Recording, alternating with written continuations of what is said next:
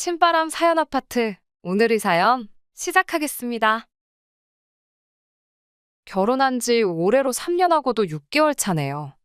신혼 때는 거의 매주 찾아뵈면서 중간에 오해도 있긴 했지만 시어머니와 잘 지냈거든요. 그런데 이혼한 신호가 난데없이 시어머니와 제 사이를 이간질하기 시작하면서 모든 게 다 꼬여버리고 말았습니다.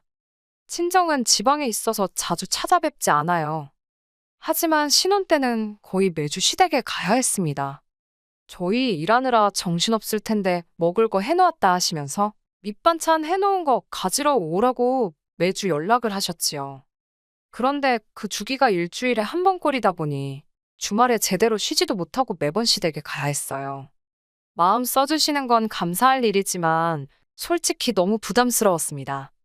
며느리 입장에서 아무리 시어머니가 편하게 대해주신다 하더라도 시댁이 제 집처럼 편할 수가 없는 법이잖아요. 거기에 매주마다 가야 하니 어디 놀러 나가지도 못하고 친정은 지방이다 보니 명절 때 아니면 찾아뵙지도 못하는데 그것도 불공평하다 싶어서 속도 상하고 그랬어요. 하루는 제가 너무 몸이 안 좋아서 남편 시켜서 이번 주엔 못 갈 것 같다 말씀드리라 했습니다. 아픈 몸 이끌고 회사 출근해 있는 저한테 아침 대바람부터 계속 전화를 해서 너네 먹으라고 해놓은 건데 왜 안 가져가느냐 엄청 뭐라고 하셨어요. 안 가겠다고 말한 아들 눈치가 보이는지 저보고 자꾸 남편 설득 좀 하라고 전화를 하시는 통에 엄청 고생을 했습니다. 그런데 저는 여태까지 오해를 하고 있었네요. 매주마다 가야 한다는 게 부담스럽고 불편하고 그랬는데 어머님이 다른 이유는 없으셨고 정말 저희 먹으라고 해놓으신 반찬 가져가라는 연락이었던 거예요. 몸이 하도 안 좋아서 남편만 보냈는데 어머님도 반찬만 가지러 오는 건데 뭐하러 매번 둘이 오느냐며 대수롭지 않게 여기셨다는 거지요. 저랑 남편은 그런 것도 모르고 어쩔 때는 사소하긴 하지만 말다툼까지 하고 그랬으니 아무튼 덕분에 그 뒤로부터는 별 어려움이 없었습니다. 굳이 주말이 아니어도 남편이 퇴근길에 시댁에 들러서 가져가고 해도 되었으니 말이에요. 그렇다고 해서 제가 시댁에 발 끊고 그랬던 건 아니에요. 한 달에 한두 번 정도는 저도 직접 방문해서 안부도 묻고 반찬 감사히 먹고 있다고 인사드리기도 했고요. 매달 용돈 보내드리는 거야 친정에도 보내고 있으니 그건 생색낼 게 아니라고 생각했고요. 어떤 때는 남편 대신에 제가 퇴근길에 시댁에 들러서 반찬을 받아오는 적도 있었습니다.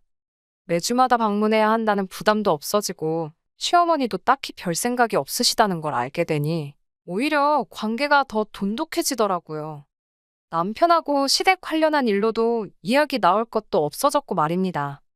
남편이 괜히 어머님 눈치 본다고 저까지 데리고 다니며 생긴 사소한 오해긴 했는데 지금이야 이렇게 편하게 말하지 실제로는 신혼 때 이걸 가지고 많이 싸웠었거든요.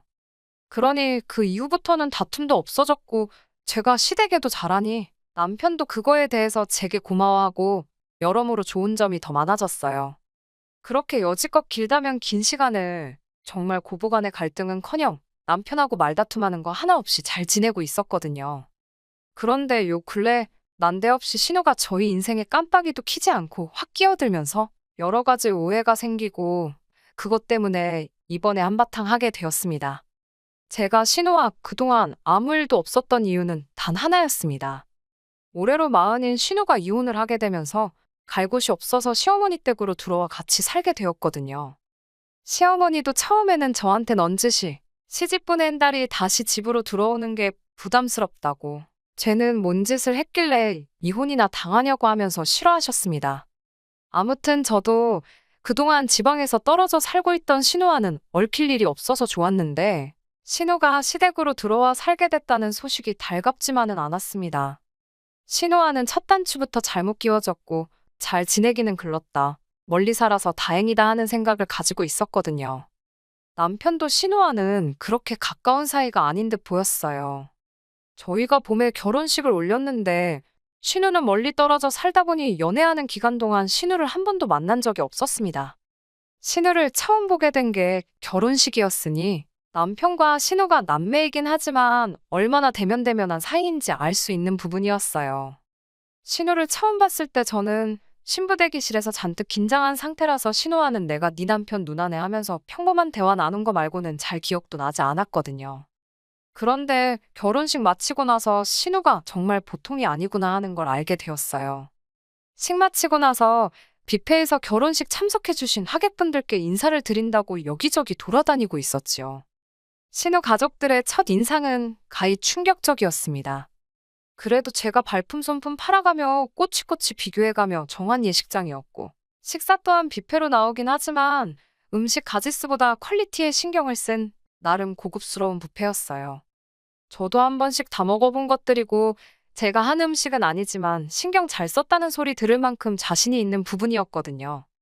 그런데 신우는 인사하러 들른 저희한테 결혼 축하한다, 잘 살아라 그런 소리가 아니라 뷔페를 잡아도 뭐 이런 곳으로 잡았냐고 하면서 음식이 가짓수도 몇 개 없다고 하면서 툴툴대더군요. 그렇게 말하는 신우 앞에는 가지가지 종류별로 다 담아온 음식 접시 말고도 한 접시 가득 떠온 육회랑 1인당 개수가 제한되어 있는 스테이크가 산더미처럼 쌓여 있었어요. 먹을 게 없다고 하는 사람치고 식탐이 참 많아 보였습니다. 정말 육회를 그렇게 산처럼 높이 쌓을 수 있는지는 처음 알았다니까요. 다른 사람도 아니고 가족인데 참석해준 다른 분들 먹을 것까지 그렇게 다 챙겨서 와야 했나 싶었지만 별다른 말은 하지 않았습니다. 자기 남편이나 자식들 맛있는 거 먹게 해주고 싶다는 그 마음은 알겠지만 욕심이 너무 사나워 보여서요. 그리고 그때 저는 신우랑은 가깝게 지낼 수 없겠구나 하는 생각을 하게 되었지요. 그렇게 남편 챙기고 자식들 챙기더니 결국엔 이혼당하고 그 아끼던 자식들은 남편한테 떠넘겨놓고 시어머니 댁으로 들어와 살게 되었다니 솔직히 저는 좋을 게 하나도 없었지요. 신우랑은 가깝게 지내지 못하겠다는 생각을 하긴 했지만 제가 결혼하자마자부터 신우한테 거리 두고 그랬던 건 아닙니다. 제가 나서서 친하게 지내자고 하지는 않았지만 한번 첫 인상이 안 좋았다는 이유만으로 사람을 싫어하지는 말자, 아무리 싫어도 내 남편의 누나고 이제는 내 가족이다 하면서 있었어요. 남편이 신우와 가깝지가 않으니 둘이서 서로 연락은 따로 하는 것 같아 보이지도 않았고 그런 신우가 저한테 따로 친하게 지내자고 연락을 할 리도 없었습니다. 그렇다 보니 결혼 후 한동안은 모르는 사람보다 더 거리감이 느껴질 정도로 연락 한 통 없이 지냈어요. 그러다가 저한테 처음으로 신우에게서부터 먼저 연락이 오게 되었습니다. 무슨 말을 해야 하나 전화 받으면서도 많이 걱정이 되었는데 제가 말까지 할 필요는 없더라고요. 자기 할 말만 딱 하고 끊어버렸으니 말입니다. 조금 있으면 시조카 아이가 생일인 거 알지? 하면서 곧 있을 시조카 생일에 저희가 사줄 선물을 정했다면서 그게 뭔지 말해주더라고요. 찾아보니 250만 원 정도 하는 노트북 컴퓨터였어요. 못 사줄 것도 아니었지만 솔직히 신우의 태도가 조금 거슬렸어요. 뭐 맡겨놓은 것도 아니고 저도 안 하긴 했지만 여태 인사 한마디도 안 하고 전화 걸었으면서도 안부 한번 묻지 않고 돈 내놓으라는 듯이 지 할 말만 하고 끊어버렸으니 말입니다. 남편한테 이야기하니 시조카가 이제 초등학교 들어가는데 250만 원짜리 노트북이 무슨 소리냐고 지가 쓰고 싶어서 사달라는 것 같다고 하더라고요. 저도 어렴풋이 느끼고는 있었는데 자기 자식 생일 핑계로 갖고 싶은 걸 동생한테 말하다니 어이가 없었지요. 시조카 선물은 초등학교 입학 선물 겸 해서 책가방이며 이것저것 그 또래 아이들이 필요할 만한 것들로 다 챙겨서 보내줬습니다. 그것도 돈이 꽤 많이 들어갔어요. 저희가 자녀 계획이 딱히 없다 보니 아기 때부터 봐온 건 아니지만 시조카한테 잘해주고 싶었었거든요. 그래서 이거 고르고 저거 고른 게 다 따지고 보니 40만 원 정도 되더라고요. 신우가 별로인 거지 시조카한테는 좋은 외삼촌, 좋은 외숙모가 되고 싶었기에 아깝지는 않았습니다. 그렇게 챙겨서 선물을 보냈는데 신우는 왜 사달라는 건 안 보내고 필요도 없는 걸 보냈냐고 하면서 성질을 내더라고요. 남편이 어이가 없어 하면서 초등학생이 250만 원 노트북이 뭐가 필요하냐고 시조카 대학교 들어가면 더 좋은 거 나오지 않겠냐고.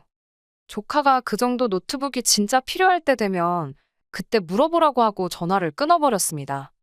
그렇게 한바탕 싸우고 났더니 신우는 삐져가지고 시조카 생일 파티에 저희 오라는 이야기도 하지 않더군요.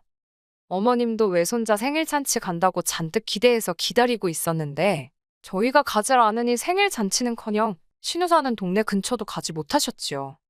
제가 고른 가방만 메고 나가도 시조카 학교 가서 절대 기죽지는 않았을 텐데 참 욕심이 험한 데다가 뒤끝도 장난 아닌 사람이라는 생각이 들었네요. 그래도 이 정도 가지고 신우랑 직접적으로 연을 끝내만에 하면서 다툰 건 아닙니다. 시조카 생일이 지나고 나서 반년 정도 지나서야 신우한테서 다시 연락이 왔거든요. 그간 있던 오해 풀 생각도 없어 보이고 그렇다고 해서 은근슬쩍 친한 척 말 거는 것도 아니고 대뜸 저한테 날짜랑 주소 하나 띡 찍어 보내놓더니 회사는 월차를 내든 해서 빠지고 그날에는 거기로 오라고 하더라고요. 무슨 일인지도 말해줘도 안 갈 판인데 말도 없이 저러니 어이가 없더라고요. 무슨 일이냐 물어도 손이 씨누인 자기가 시키는데 이 집 서열맨 아래인 제가 말꼬리가 왜 이렇게 기냐면서 그냥 오라면 오는 거지 잔말이 많다는 겁니다. 그래서 뭔지도 모르겠는데 갈 생각 없다 하고 전화 끊으려고 했어요. 그러니 그제서야 왜 그러는지 이유를 말해주더군요. 그 주소는 신혼의 시댁 주소고 그날이 신혼의 시댁이 김장을 하는 날이랍니다. 그러니 저보고 와서 김장하는 것 좀 돕고 가라는 소리지요. 이 사람이 지금 영문도 모르는데 갈 생각이 없다고 했던 말을 이유를 말해주면 가겠다로 알아들었나? 싶었네요. 말도 안 되는 소리 하지 말라고 뭐하러 내가 1년에 15번밖에 없는 월차까지 써가며 내 돈 주고 기름값에 톨비까지 내가며 그 동네까지 내려가는 것도 모자라서 거기서 남의 집 김장까지 해줘야 되냐고요. 제가 충분히 갈 생각 없다는 뜻을 전한 거라 생각했는데 신우는 눈치 없는 척을 하는 건지 아니면 진짜 멍청한 건지 오히려 저한테 목소리를 높이면서 말대답 좀 하지 말라고 하더군요. 제가 말이 너무 많아서 싫다고 자기한테 이쁨 받고 싶으면 일단 말대답하는 그 버릇부터 고치라면서요. 어이가 없어서 아무 말도 안 하고 있으니까 제가 무슨 신우 말을 들어먹기로 했다는 걸로 이해를 했는지 잘 들어봐 하면서 하나하나씩 이유를 따박따박 짚어가면서 설명해 주더군요. 우리 엄마, 그러니까 시어머니가 따로 김장을 안 하지 않는 거 모르냐더군요. 무슨 소리를 하려는가 했더니 며느리가 시댁 김장해주는 건 당연한 일이 아니겠냐고 하면서 그런데 저는 시댁 김장을 갈 일이 없으니 시댁 식구 중 한 명인 자기의 김장을 당연히 도와야 된다고 하더라고요. 제가 여태껏 들어본 말 중에서 제일 어이없는 소리라서 저도 모르게 전화기에다 대고 피식하고 콧방귀를 뀌어버렸네요. 어이가 없으니까 화도 나지 않더라고요. 그래서 어디 얼마나 더 할 수 있는지 해보라는 식으로 나갔습니다. 신우랑 솔직히 첫 단추부터 엉망으로 끼워졌는데 싸우면 싸우는 거지 싶었어요. 언제라도 터질 일이었는데 그게 그날이었다 생각하기로 했습니다. 당연한 이야기지만 누가 봐도 억지 부리는 건 신우였으니 저는 신우네 시댁 근처에도 내려갈 일이 없었습니다. 신우도 제가 똑같이 성질 부리면서 달라들건 예상 못했는지 언성 높이며 내가 남의 집 김장을 뭐하러 가냐고 한마디 하니 제 기세에 눌려서 곧바로 꼬리 내리고 전화를 끊어버리더군요. 아무 말도 안 하고 있으니 우습게 보였나 싶어서 이참에 제대로 한번 보여준 부분도 없지 않아 있었습니다. 아무튼 그렇게 신우하고는 그 사건을 계기로 여태까지 연을 끊다시피 해서 지내고 있었거든요. 그나마 한결 마음이 편하게 만들어졌던 건 신우가 마음 먹고 가지 않으면 엄두조차 나지 않는 먼 곳에 살고 있다는 사실이었는데 이제 시댁으로 들어오게 되었으니 내심 신경이 쓰이긴 했습니다. 신우가 시댁으로 들어오고 나서 처음 남편하고 둘이서 같이 시댁에 갈 일이 생겼습니다. 시어머니는 평소 때처럼 저희를 반갑게 맞이해 주셨고요. 신우는 뭐가 그렇게 불만인지 입이 대빨 나와서 저희가 왔건 말건 신경도 안 쓰고 멀리서 노려만 보고 있더라고요. 뒤통수가 얼마나 가렵던지 구멍이 나는 줄 알았네요. 아무튼 그날도 어머님이 해주신 반찬 맛보고 이래저래 이야기하다가 집에 돌아갔거든요. 그때까지는 아무 생각도 없었는데 언제부턴가 어머님이 반찬 해놨으니 가지러 오라는 이야기도 없어지고 아무튼 분위기가 평소와는 조금씩 달랐습니다. 사실 반찬 해주시는 거 감사하긴 하지만 안 해주셔도 크게 상관이 없는 부분이었거든요. 어쨌든 맞벌이 부부이기도 하고 그래서 집에서 밥도 잘 안 먹으니 말이에요. 그런데 이 반찬 때문에 아주 큰 사건이 일어났습니다. 어머님도 신우가 들어와서 정신도 없고 입이 하나 늘었으니 우리 해줄 만큼 넉넉하게 반찬을 못 해주시나 보다 했어요. 반찬 가지러 갈 일이 없다 보니 매주 시댁에 발걸음 할 일도 없었고 말이지요. 마침 회사 일이 엄청 바빠서 겸사겸사 시댁에는 따로 발걸음을 하지 않았습니다. 그런데 얼마 전에 어머님한테서 전화가 왔어요. 목소리는 화가 많이 나신 듯 들렸고, 니들 나 좀 보자 하면서 평소와는 다른 날카로운 말투로 저희를 부르시더군요. 퇴근길에 남편과 만나 시댁으로 향했어요. 저희가 들어오자마자 어머님은 저희한테 버럭 화부터 내시더라고요. 니들은 먹을 거 안 해주면 도통 시댁에 찾아올 생각을 안 하느냐고요. 안 찾아뵌 건 사실이지만 일도 바빴고, 그래봐야 그 기간이 한 달도 안 되었는데, 제가 매주 시댁에 찾아가야 하는 오해를 했던 신혼 때 아니고선 시어머니하고 갈등은커녕 사이만 더 좋았는데 갑자기 왜 저러시나 싶더라고요. 그런데 옆에서 살쾡이 눈을 하고 팔짱을 끼고 있는 신우를 보니 그제서야 이 상황이 이해가 되었습니다. 신우가 시어머니랑 저를 사이에 두고 이간질을 했던 거예요. 신우가 시어머니 바통을 이어받아서 저한테 따지고 들더라고요. 너네같이 염치 없고 뻔뻔한 것들은 처음 봤다고요. 우리 엄마가 보살이나 마찬가지라면서 자기 전시모였다면 벌써 뺨싸다기부터 올라갔다나 어쨌대나 하는 겁니다. 대체 뭐 때문에 저러나, 그리고 중간에서 뭔 말을 했길래 어머님이 저러시나 한번 드러나보자 하고 가만 참고 있었지요. 이유는 간단했네요. 매주 그렇게 돈 한 푼도 안 내고 반찬을 가져갔다는 게 말이나 되지 않는다는 겁니다.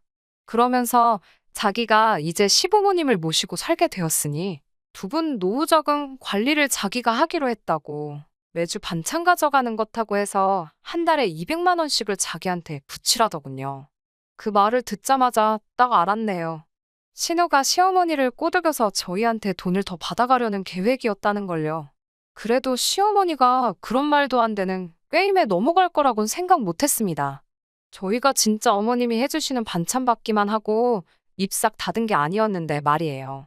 이미 저희는 시댁에 매달 90만 원씩을 용돈이라고 해서 보내드리고 있었어요. 친정은 절반도 안 되는 40만 원만 보내고 있습니다. 이유는 어머님이 매달 해주시는 반찬 때문에 더 챙겨드리는 거였고요. 그런데 저희가 뭐 매주 반찬 받아가고 돈을 더 드리기로 계약이 되어 있는 것도 아니고, 어머님도 사람인데 좀 쉬고 싶은 날도 있지 않으시겠나 해서 반찬값을 더 쳐드리는 거라고 말을 한 적이 없을 뿐이에요. 괜히 저희 먹을 거 해다 주시는 것 때문에 다른 볼일 못 보고 그러실 수도 있겠다 생각한 배려였지요. 그리고 매번 다른 메뉴 해주신다고 고민하고 고생하시는 거 감안해서 반찬값을 50만 원이나 넉넉하게 드리고 있었던 거였어요.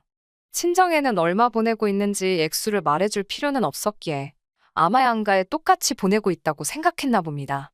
신우는 그 점을 파고들고 친정보다 시어머니가 더 고생을 하는데 돈은 똑같이 준다고 하면서 돈을 더 받아 챙기기 위해 수작을 부려서 어머님 조종에 이간질을 했던 거였지요. 솔직히 이제부터 90만 원 보내는 대신에 100만 원으로 올려서 보내라고 했다면 이 정도까지 나오진 않았을 거예요. 한 달에 세상 누가 밑반찬 사 먹는데 200만 원이란 돈을 쓰겠어요? 그 돈이면 매일같이 외식을 해도 그것보다 싸게 나올 텐데 말이지요. 그래서 저도 세게 나갔습니다. 어머님한테 따로 말씀 안 드렸다고. 친정에 매달 40을 보내고 있고 어머님 반찬 해주시는 거 감안해서 90을 드리고 있었던 거라고요. 사실 저희도 어머님이 해주시는 반찬 맛있고 감사하게 잘 먹었지만 너무 고생하시는 것 같아 부담스러웠다고, 그러니 이제 그냥 안 해주셔도 된다고 했어요. 그리고 보내던 용돈은 이제 친정하고 똑같이 보내드려야겠다고 했지요. 이번 달은 해주신 게 없으니 이번 달 보내드리는 것부터 40을 보내겠다 했습니다.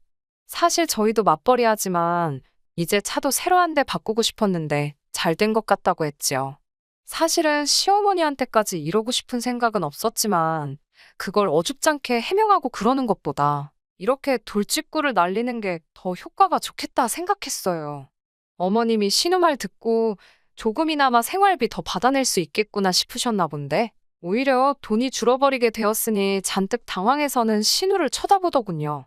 신우가 나선다고 뭐 상황이 달라지겠나요? 자기 이혼당해서 밥값도 못하게 된 거 부모한테 빌붙어서 살겠다는데 제 몫은 해내지 못할 것 같으니 애꿎은 저희한테 한 달에 100만 원씩이라도 더 뜯어가려던 계획은 무참히 깨져버리고 말았습니다.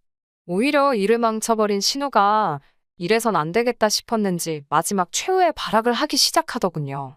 저한테 삿대질을 막 하기 시작하더니 따지고 보면 저 때문에 자기가 이혼을 당한 거나 마찬가지라고 하면서 위자료 차원으로 저희가 매달 신우한테 생활비를 보내야 한다 우기더군요.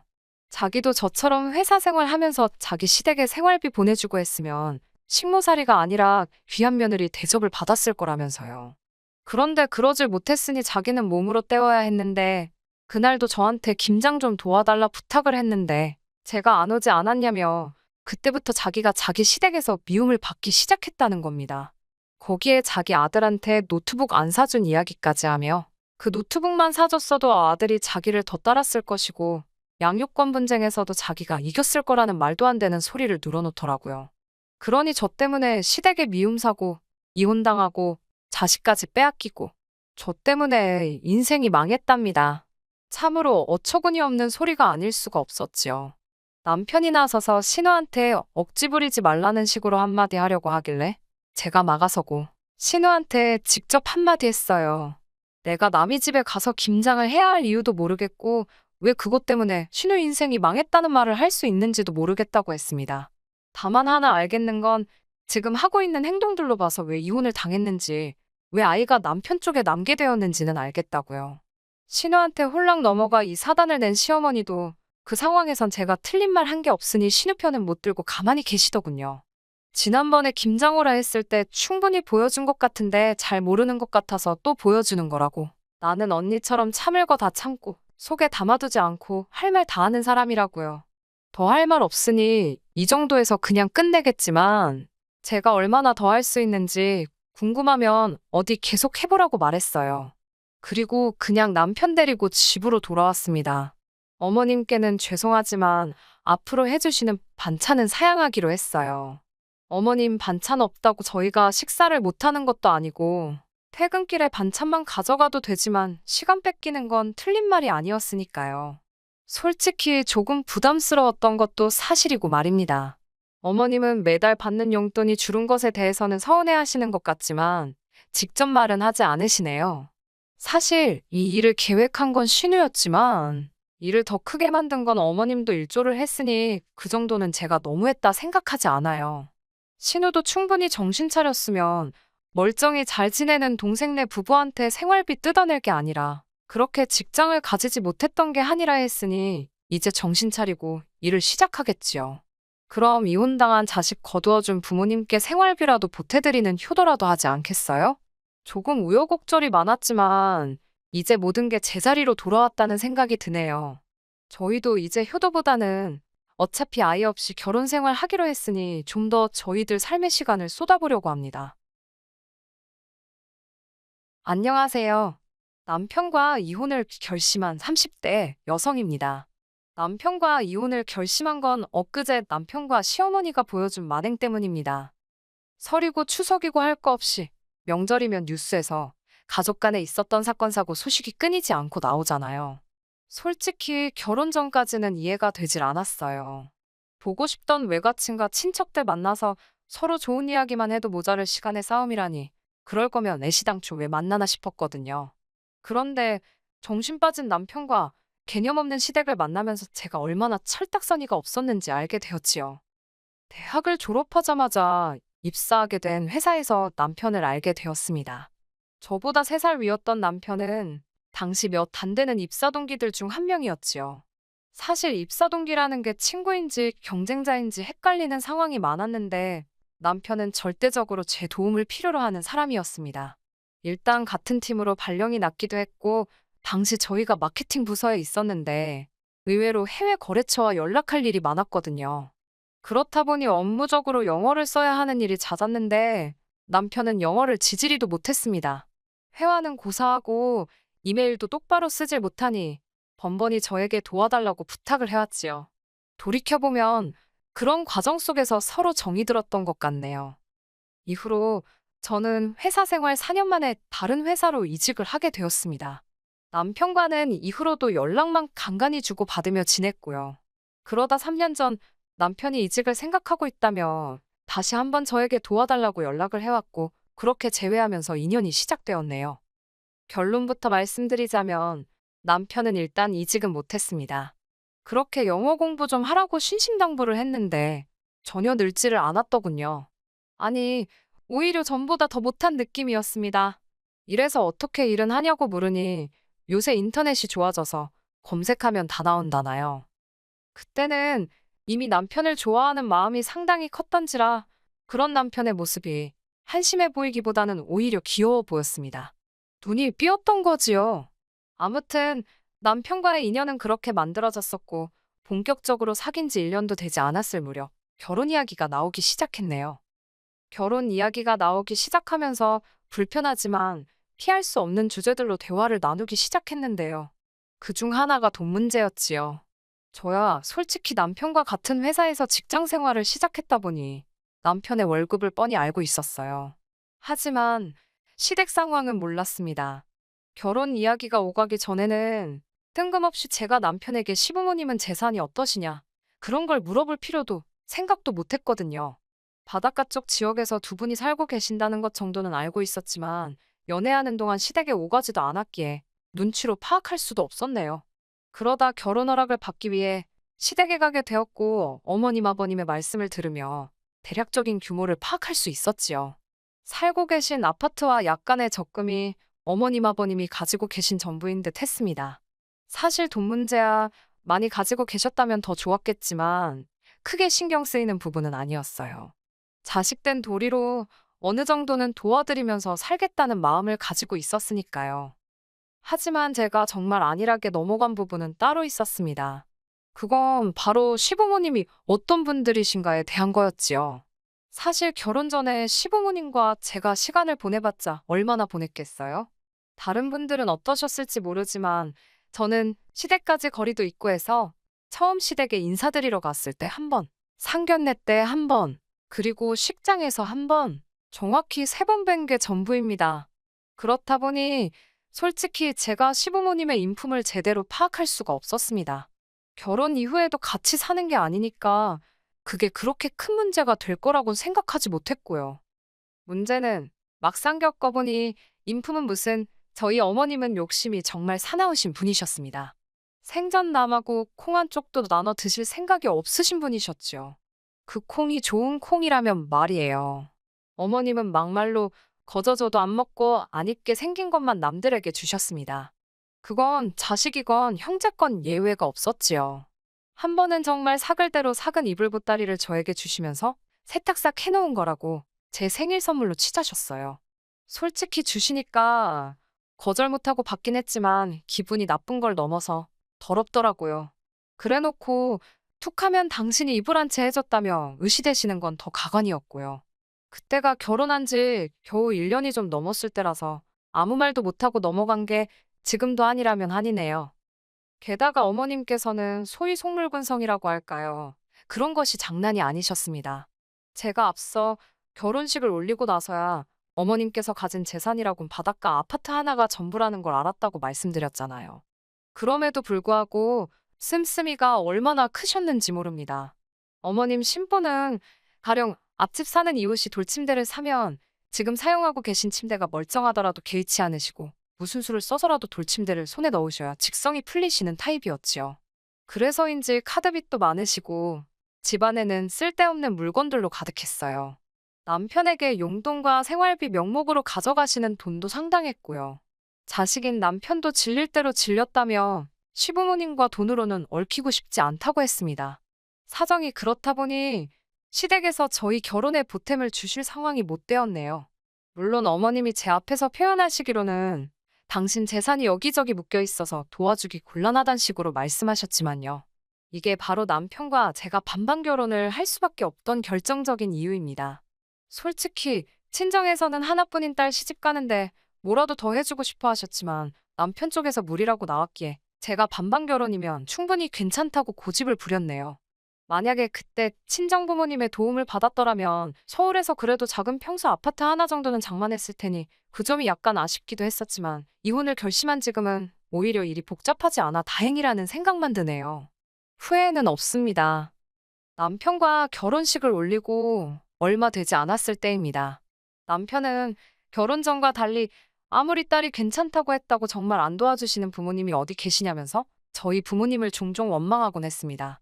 시부모님은 정말 돈이 없어서 못 도와주신 거지만 저희 부모님은 돈이 있는데도 안 도와주신 거니까 완전히 다른 이야기라면서요. 처음에는 남편의 말이 정말 맞는 건가 싶어서 사과를 한 적도 있습니다만 곰곰이 생각해보니 친정부모님께서 당신들 돈으로 딸을 도와주던 어디 기부를 하던 그게 남편이 알바인가요? 결국 이 일로 남편과 몇 차례 크고 작게 싸우기도 했습니다. 하지만 불만을 품고 있던 건 남편만이 아니었더군요. 언젠가부터 어머님께서도 그렇게 남의 집 며느리 이야기를 늘어놓으셨거든요. 당신 친구 아들이 결혼을 했는데 그 집 며느리가 집을 해왔다더니 예단으로 뭐를 사오고 어쩌고 저쩌고. 누가 들으면 시댁에서 일방적으로 결혼 자금이라도 대준 줄 알겠다 싶을 만큼 불만이 많으셨습니다. 그럴 때는 저도 지지 않고 제 친구들도 결혼할 때 보니까 시댁에서 집도 사주고 차도 사주고 그러더라며 부러워 죽겠다고 맞불을 놓았지요. 그러자 어머님께서는 발끈하시면서 제 친구들도 당신 아들처럼 괜찮은 남자를 만나서 결혼을 했냐며 큰 소리를 내시더라고요. 저는 정말 박장대소를 하면서 어디가 괜찮냐니까 인물 좋지 키 크지 하나마나한 소리를 하시는 거예요. 아니, 괜찮은 남자가 언제부터 외적인 조건만 의미하는 거였나요? 학벌이랑 직장은 뭐 어디 개나 줘버렸나요? 제 눈에 안경이라고 제 눈에 남편이 괜찮은 사람이라 결혼한 건 맞지만 어머님이 그런 식으로 나오니까 저도 기분이 좋지만은 않았습니다. 그래도 아들 가진 어머니의 귀여운 유세라고 생각하고 또 어른이 겨먹어서 뭐하나 싶어서 별말 안 하고 그런가요 하고 말았네요. 앞서 말씀드린 건 소소한 에피소드에 불과합니다. 솔직히 남편과 정말 이혼을 결심한 건 어머님과 남편의 도를 지나친 행동 때문이에요. 그 일만 생각하면 지금도 화가 나서 눈물이 나려고 합니다. 식을 올리고 처음 맞이했던 명절에 있었던 일입니다. 친정부모님께서는 저희 시댁으로 횡성 한우 세트를 보내셨어요. 그런데 저와 남편이 시댁에 도착해서 심지어 하룻밤을 자고 오기까지 했는데도 선물에 대해선 한마디도 일절 언급하지 않으시더라고요.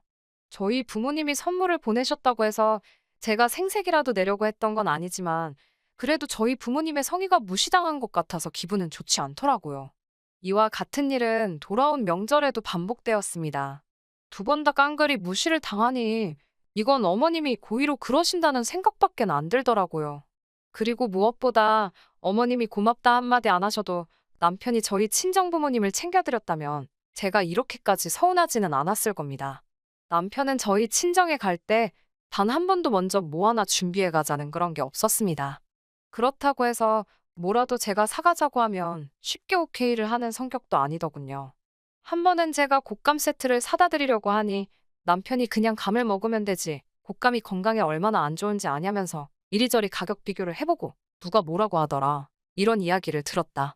잔소리가 듣기 싫어 알겠다고 감이나 사자고 하니까 또 한다는 소리가 첨가물 시장에 가면 지금 이 가격에 반값이라나 어떻다나.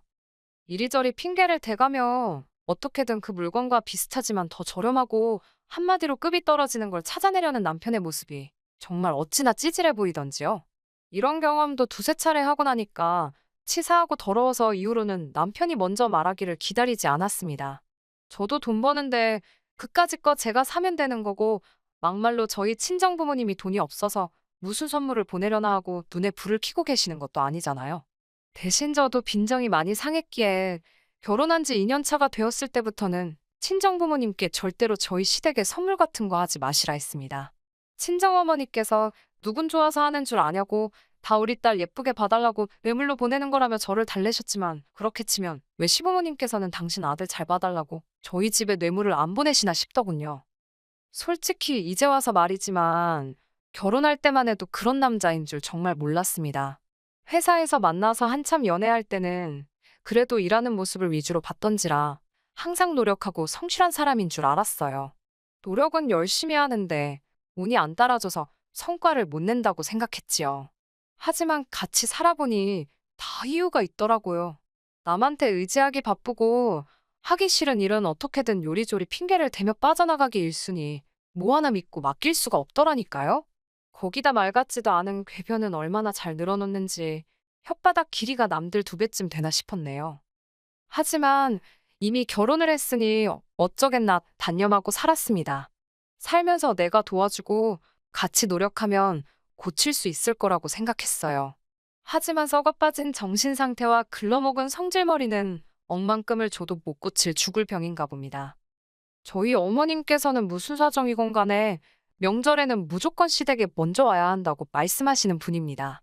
그렇다고 저희 시댁이 제사를 지내는 것도 아니에요. 어머님은 교회를 다니셔서 차례는 안 지내고 기름 냄새가 역겹다 하셔서 전도 안 합니다. 여기까지 이야기하면 주변 사람들이 저더러 복도 많다고 하던데 저는 차라리 음식을 하고 싶습니다. 명절이라고 어머님네 가봤자 뭐 하나 먹을 게 없어서 제가 보통은 갈비나 잡채 정도는 만들어 가요.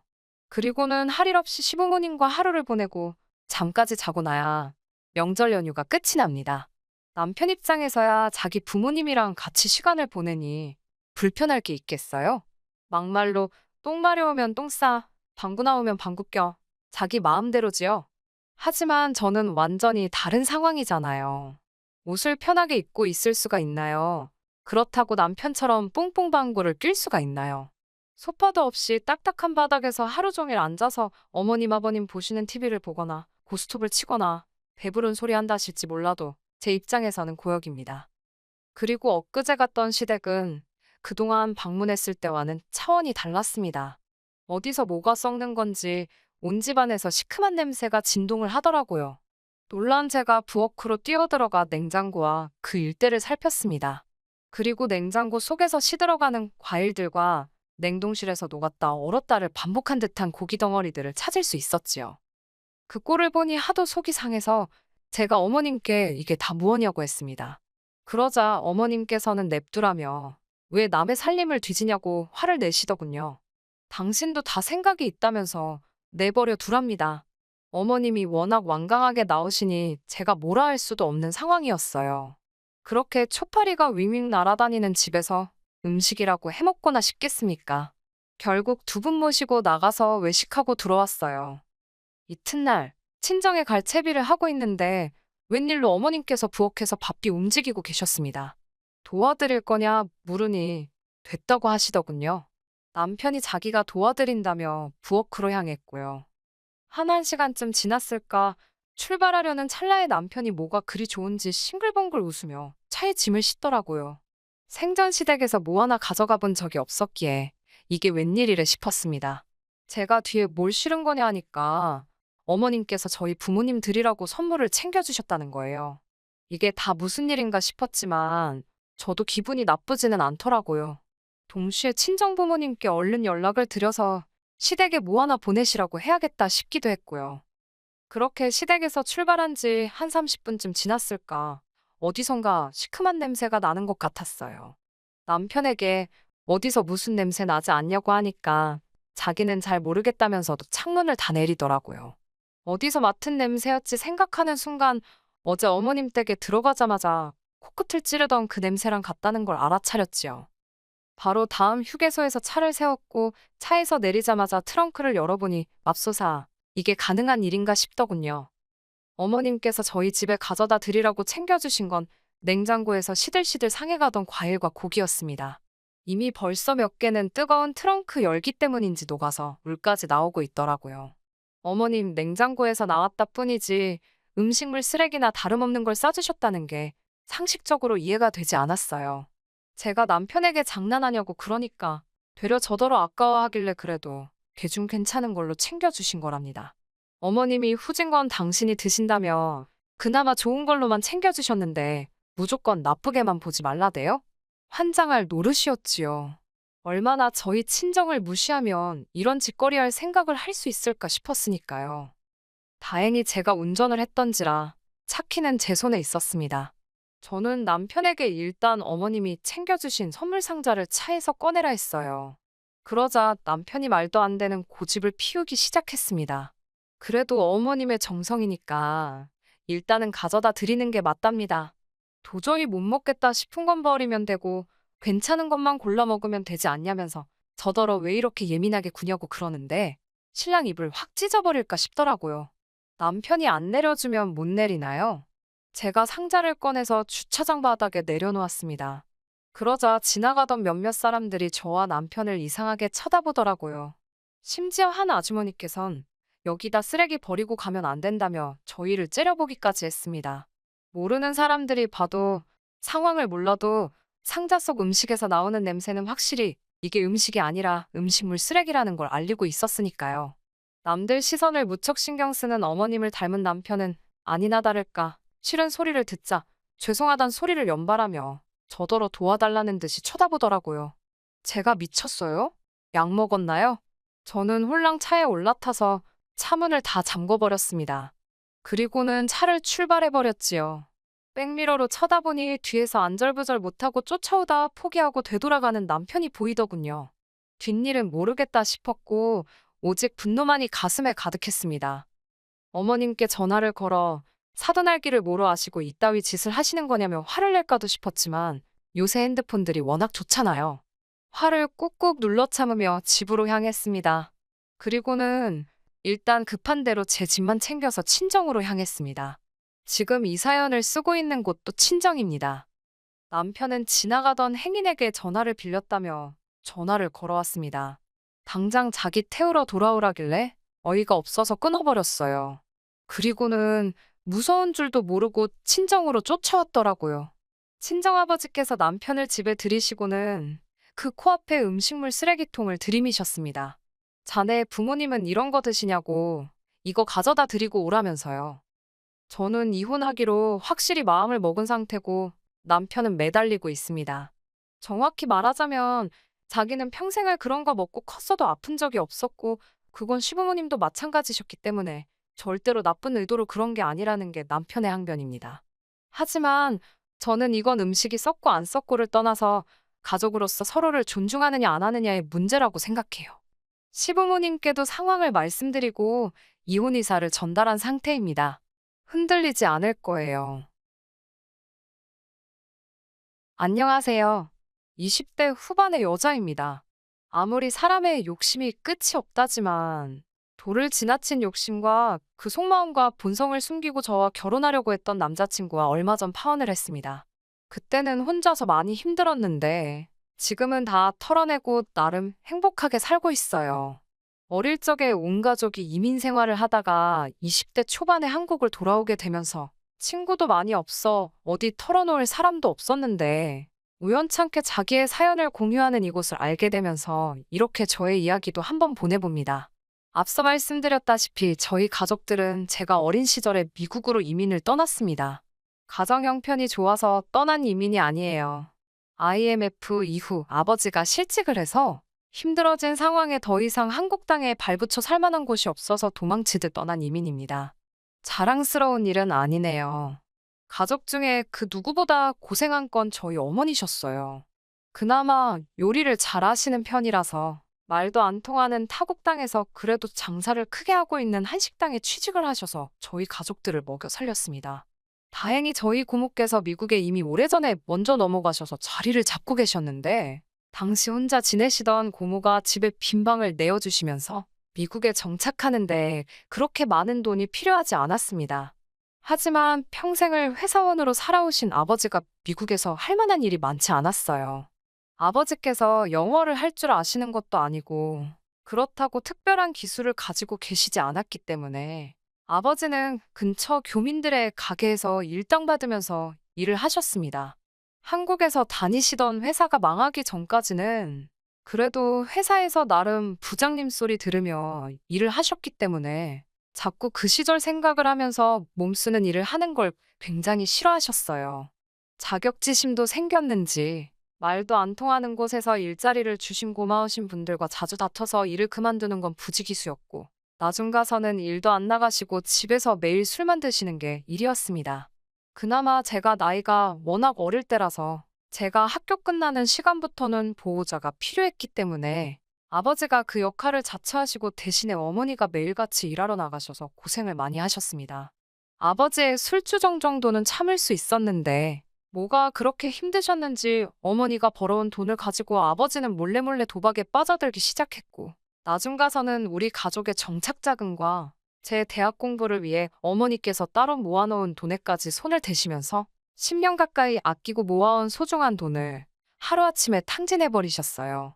그 어떤 힘든 일이던 간에 꿋꿋이 참아오신 강인하신 어머니도 그 상황만큼은 견뎌내실 수 없으셨나 봅니다. 어머니가 그렇게 격한 감정을 표현하신 건 처음 봤어요.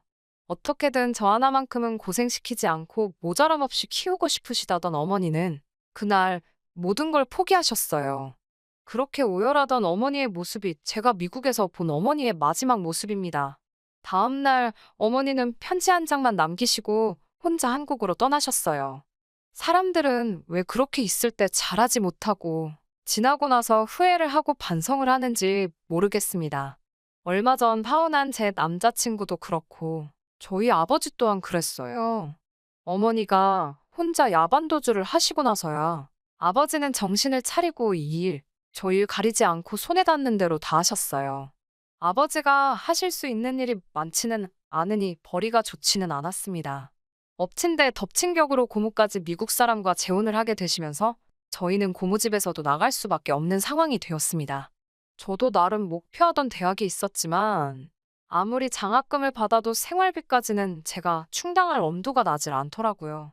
그래서 저도 고등학교를 졸업하고부터는 일을 시작하게 되었습니다.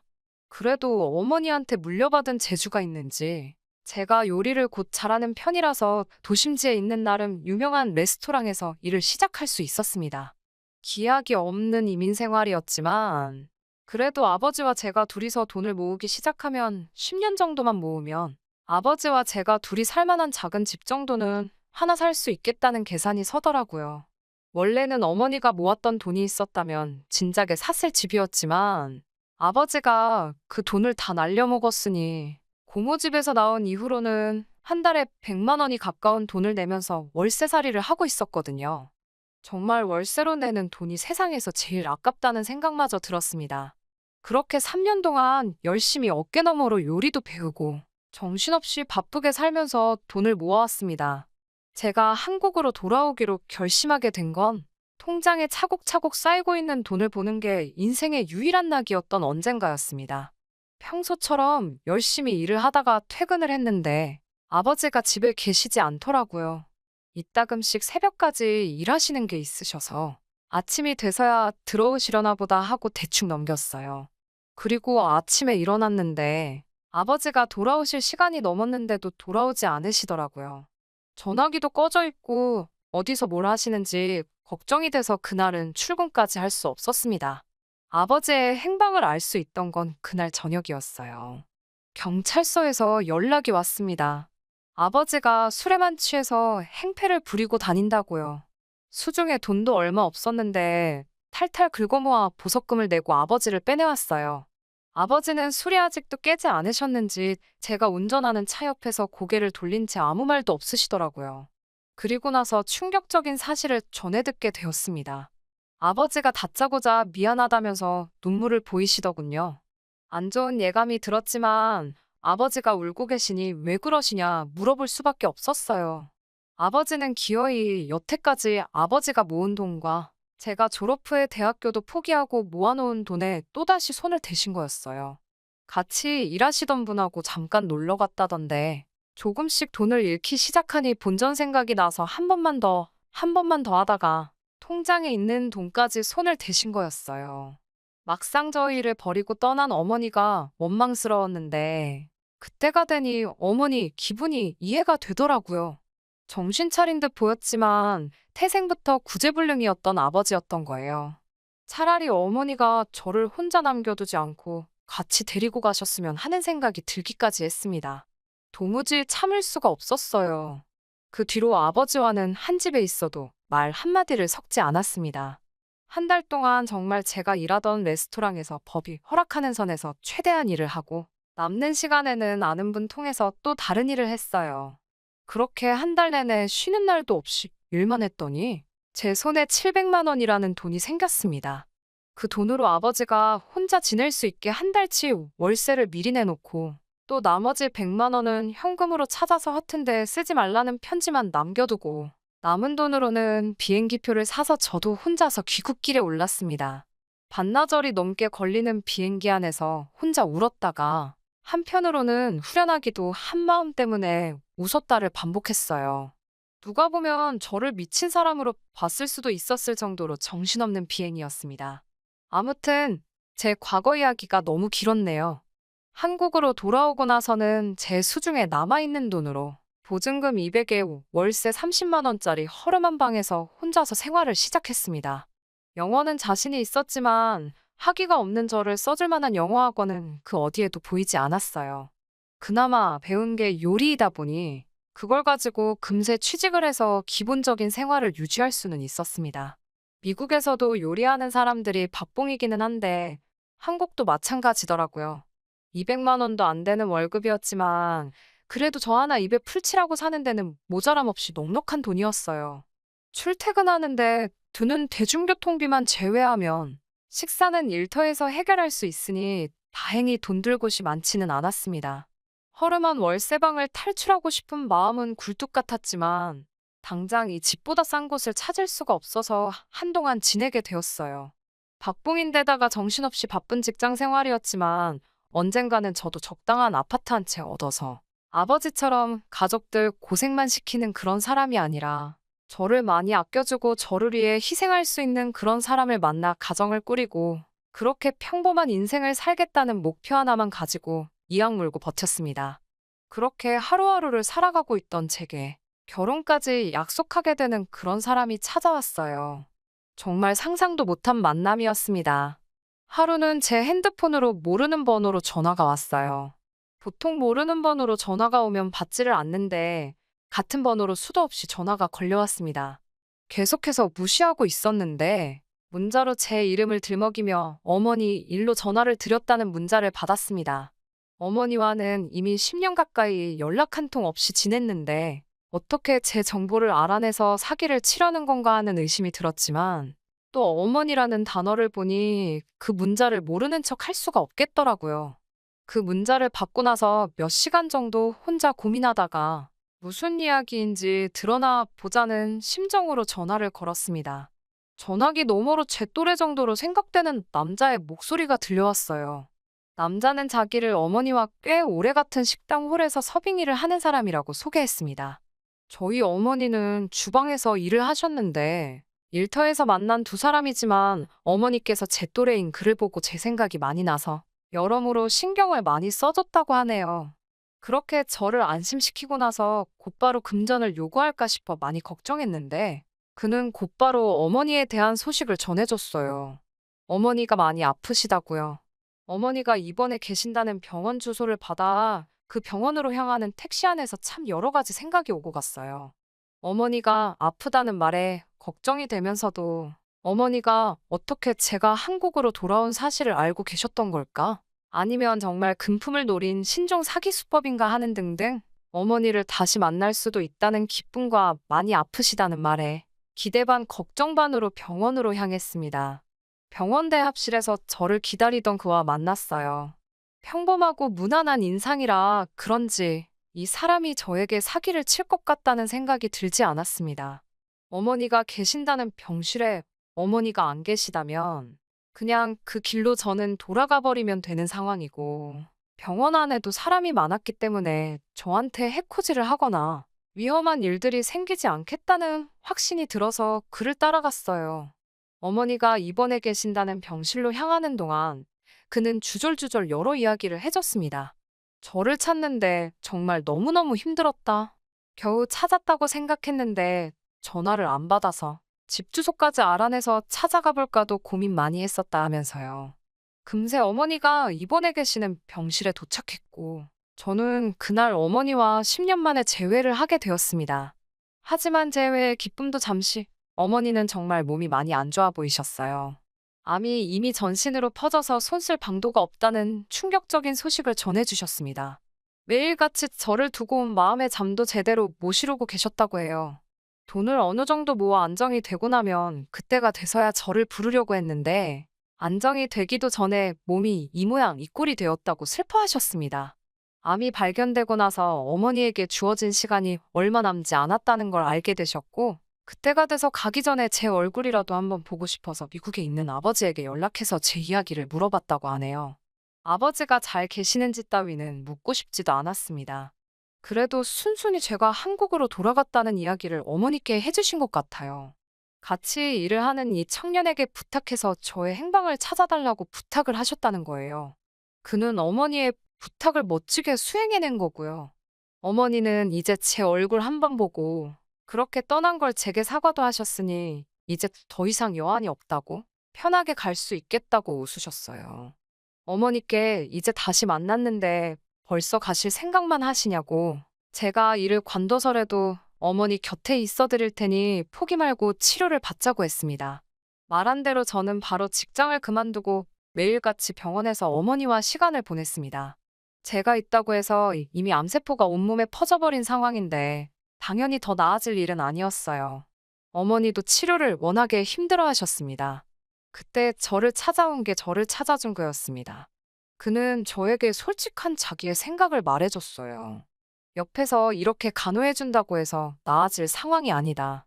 힘든 건 알지만 이렇게 어머니가 병원에서 생을 마감하시게 하는 것보다 차라리 치료를 포기하더라도 얼마 남지 않은 기간이겠지만 좋은 곳도 다니고 맛있는 것도 먹으러 다니고 그동안 못 해드렸던 일을 해주는 게 더 낫지 않겠느냐 하고 단도직입적으로 묻더라고요.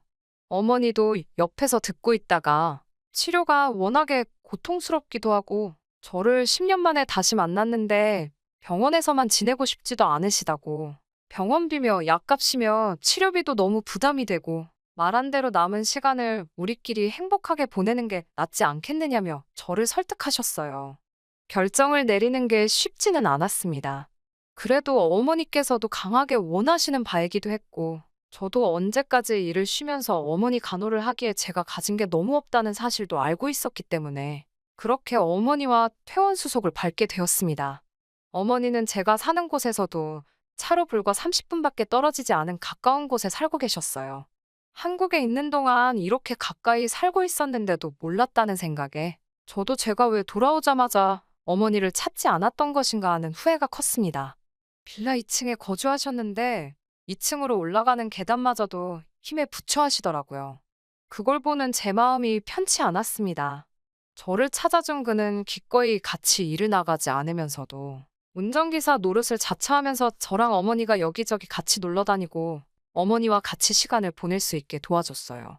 아무리 같이 일하면서 친분이 있었다고 해도 가족도 아닌데 이렇게까지 해주는 사람이 세상에 어디 있는가 하는 생각까지 들었습니다. 그렇게 셋이서 같이 시간을 보내다 보니 저도 자연스럽게 그와 정이 들기 시작했어요.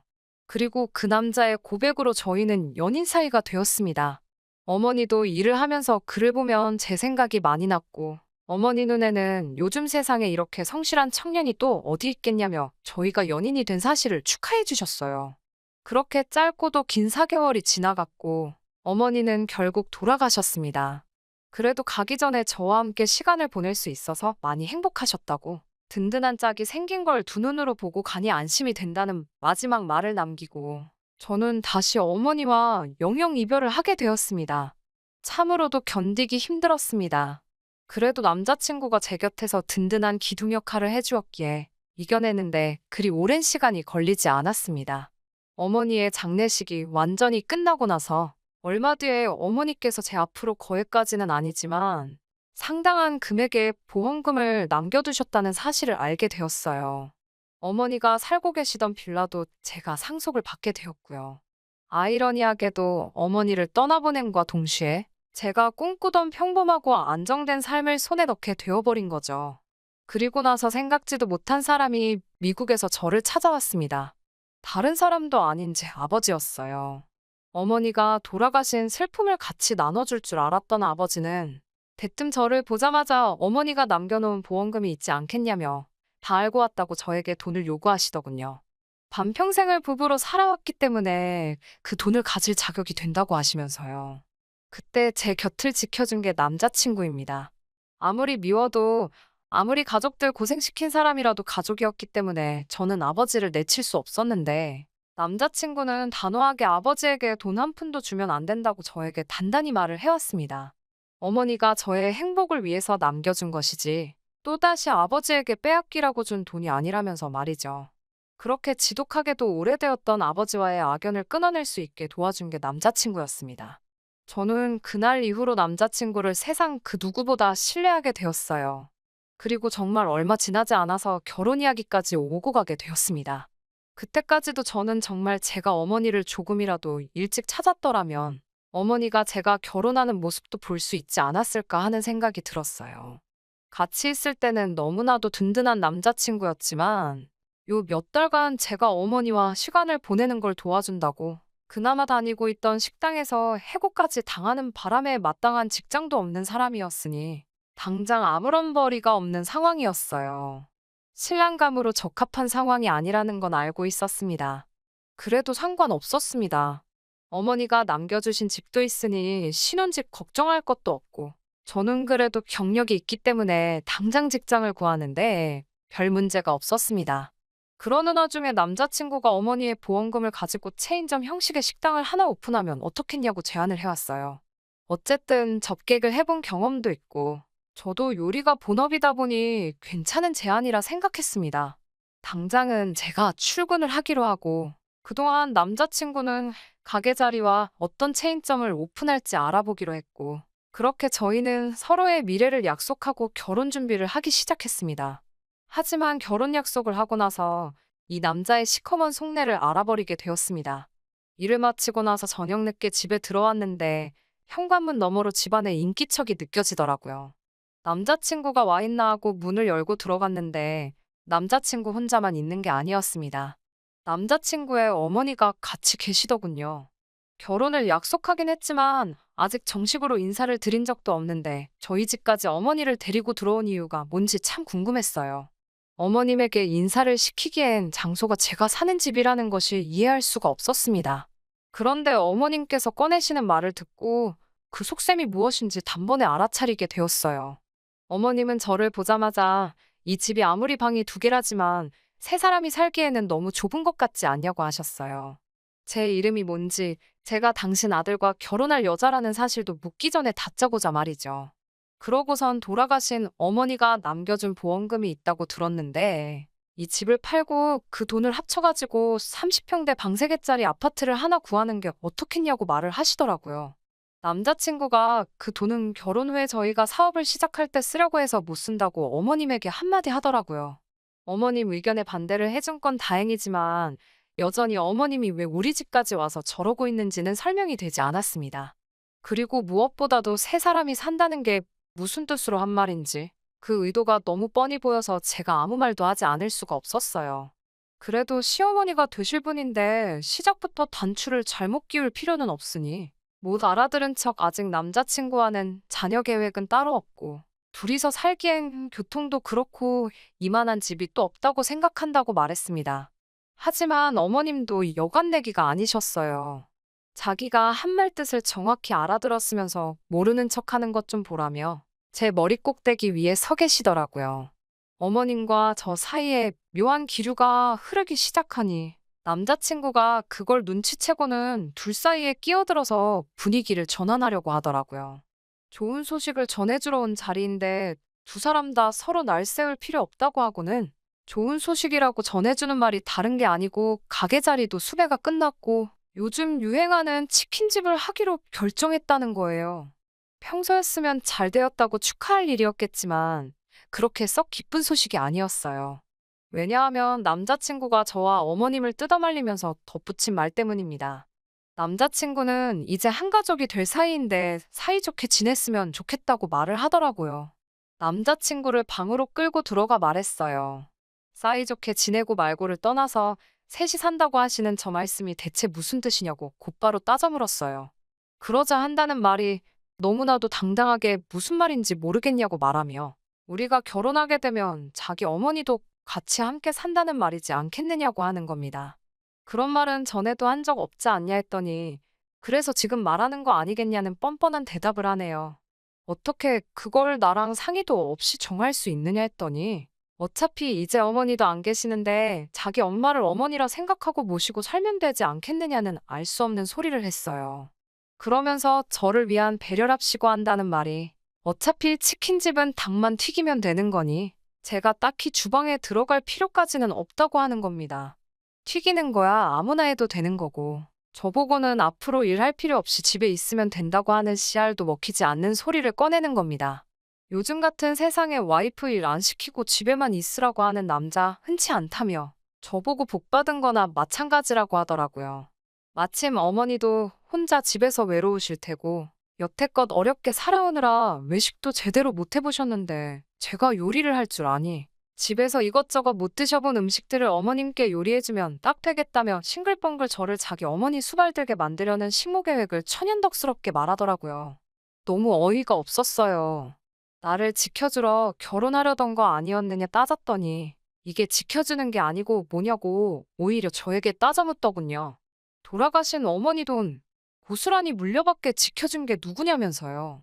자기가 저와 결혼하려고 마음먹은 건 저를 지켜주고 싶어서가 아니고 제가 좋은 며느리감이 될 거라 생각했기 때문이랍니다. 정말 충격적이었어요. 남자친구가 말하는 그 좋은 며느리라는 조건이 말입니다. 아버지와는 절연했고 어머니는 돌아가신 외톨이이자 시어머니가 먹고 싶은 거 있을 때 제깍제깍 만들어다 바칠 수 있는 요리사. 어머니가 물려주신 좁아터진 빌라 하나와 얼마의 보험금이지만 갑자기 목돈이 생긴 벼락부자의 자기 없이는 혼자서 멘탈 관리조차 힘든 심약한 인간. 그게 남자친구가 말하는 좋은 며느리감의 조건이라는 거나 마찬가지잖아요.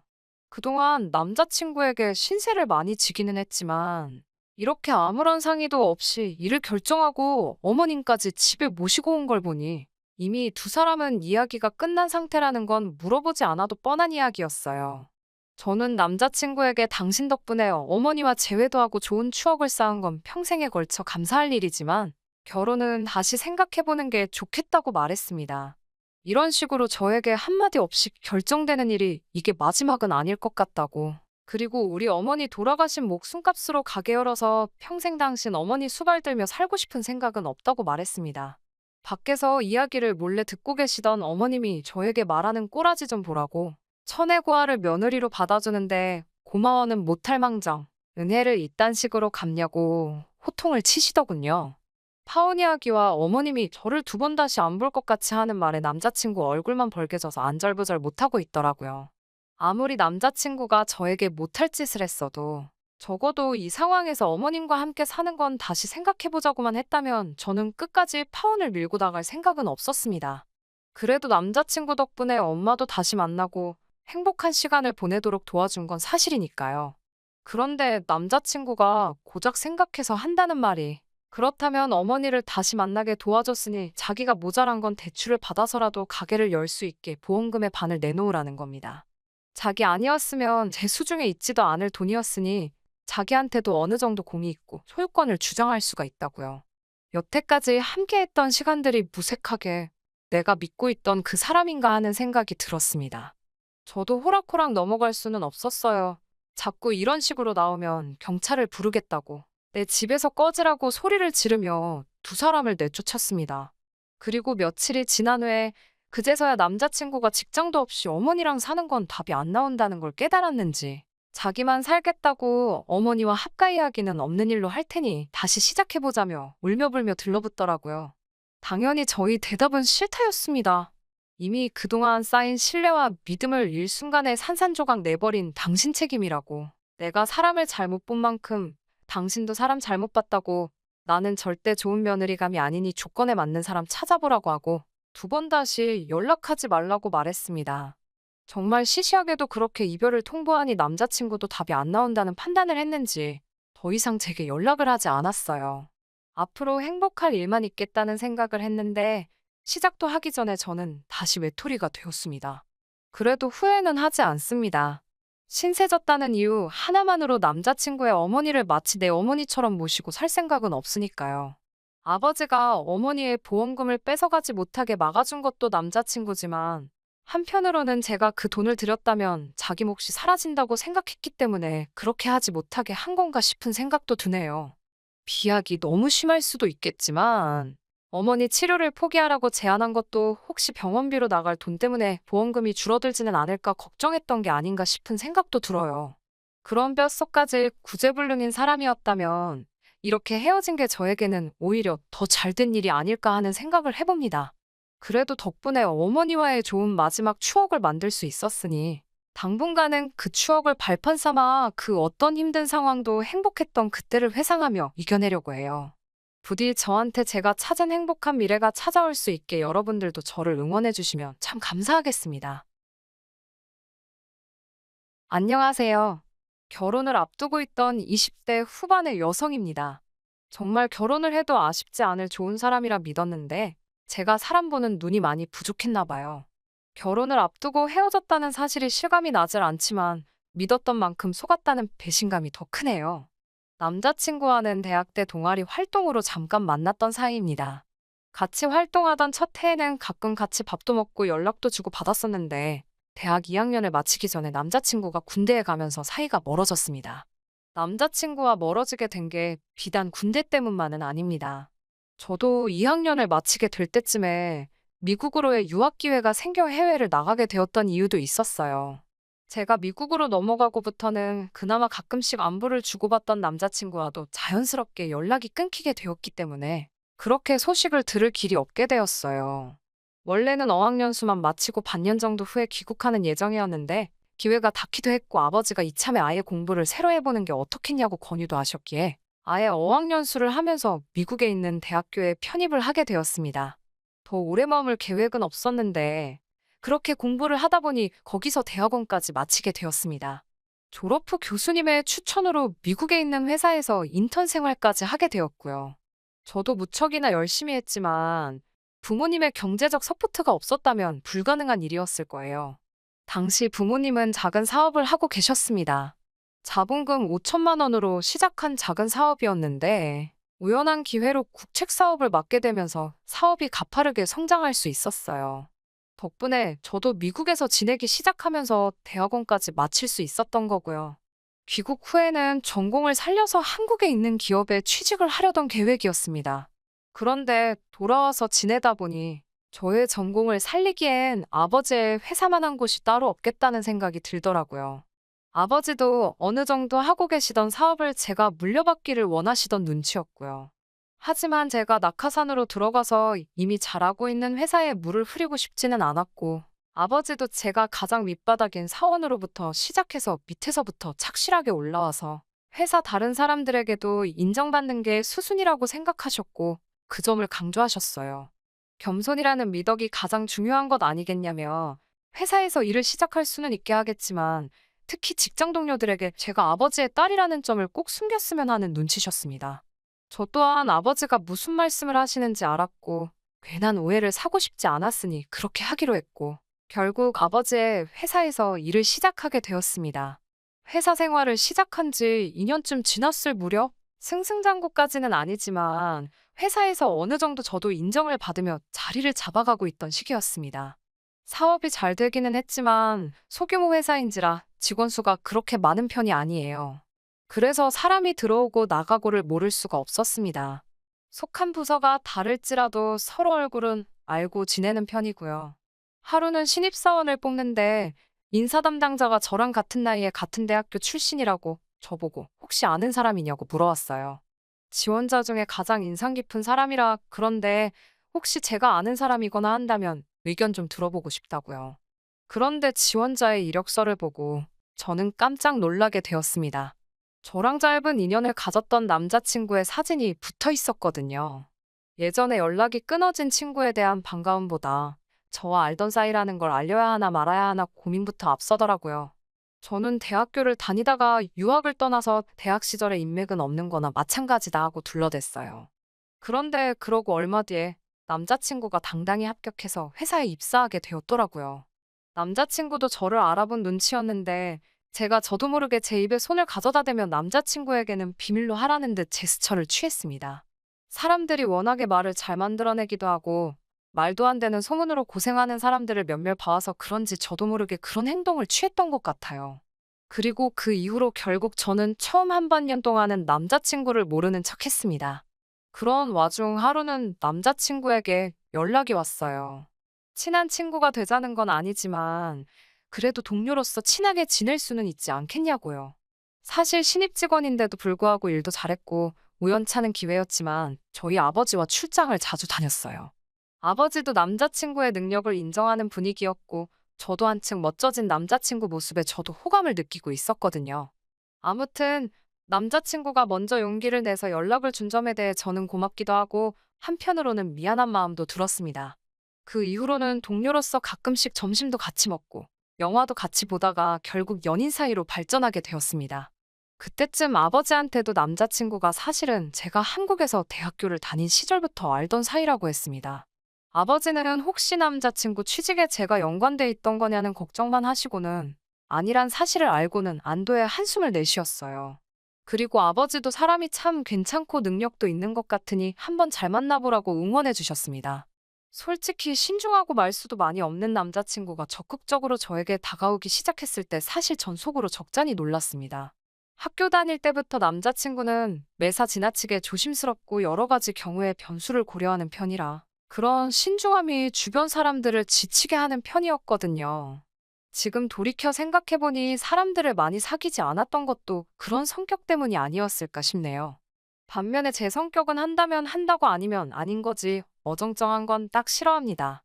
어떤 일에 대한 결정을 내릴 때도 그렇고요. 그래서 저희 둘을 다 아는 사람들은 저희가 어떻게 결혼까지 약속했는지 이해가 안 된다고 고개를 저을 정도였어요. 문제는 남자친구의 이런 성격이 결혼을 준비하면서 큰 걸림돌이 될 거란 생각을 제가 미처 하지 못했다는 겁니다.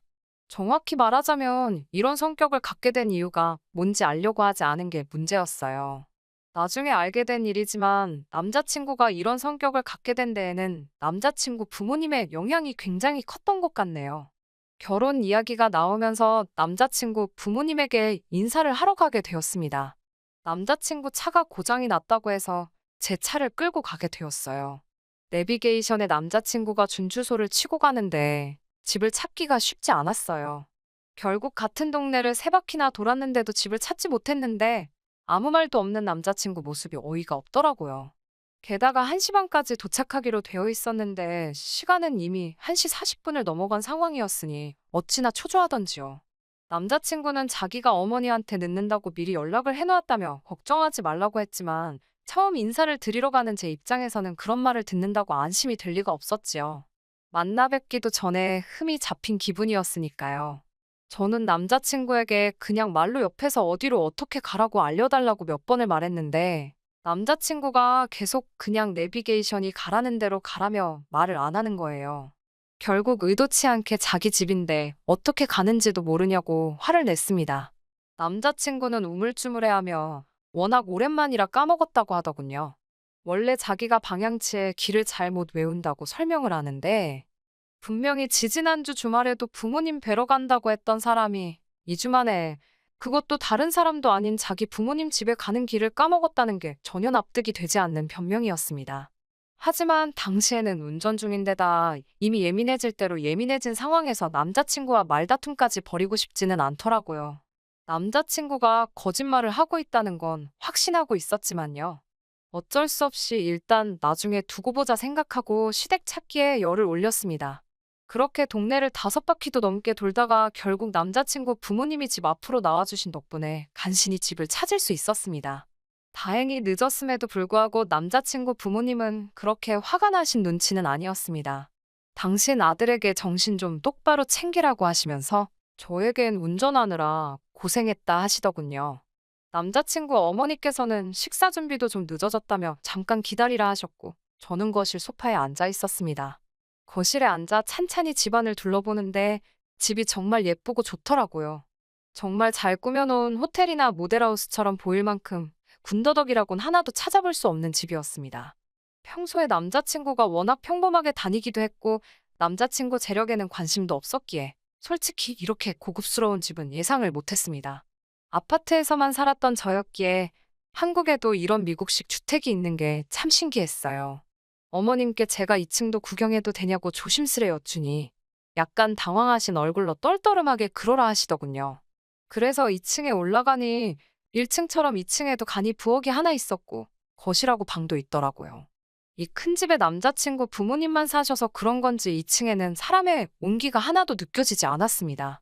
쎄한 기분을 뒤로하고 저는 다시 1층으로 내려가기 전에 화장실을 가려고 했어요. 그런데 화장실을 아무리 찾아도 찾을 수가 없었습니다. 부엌도 있고 거실도 있는데 화장실이 없는 게 이상해서 어머님께 2층엔 화장실이 없냐고 여쭤봤어요. 그런데 순간 어머님께서 아버님께 다시 2층엔 화장실이 없냐고 물으시더군요. 어머님 집인데 왜 그걸 아버님께 여쭤보는 건가 싶어서 순간 당황스러운데 어머님이 그런 제 생각을 읽으셨는지 사실 우리가 이사 온 지 얼마 안 돼서 잘 모른다고 말씀하셨습니다. 아무리 그래도 말이 안 된다고 생각했어요. 솔직히 자기가 사는 집에 화장실이 몇 개인지 어디 있는지를 모를 수가 있나 싶었으니까요. 식사를 마치고는 어머님의 설거지를 돕다가 주방 가위에 살짝 손을 베었습니다.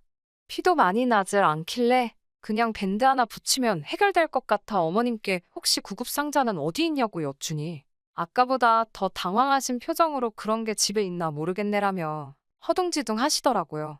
이 밖에도 식사 중 필요한 물건을 찾기 위해 찬장이란 찬장은 다 열어보시기도 했고 정원 관리는 어떻게 하시냐는 제 질문을 얼렁뚱땅 넘기시는 등 뭔가 찜찜한 일들이 있었어요.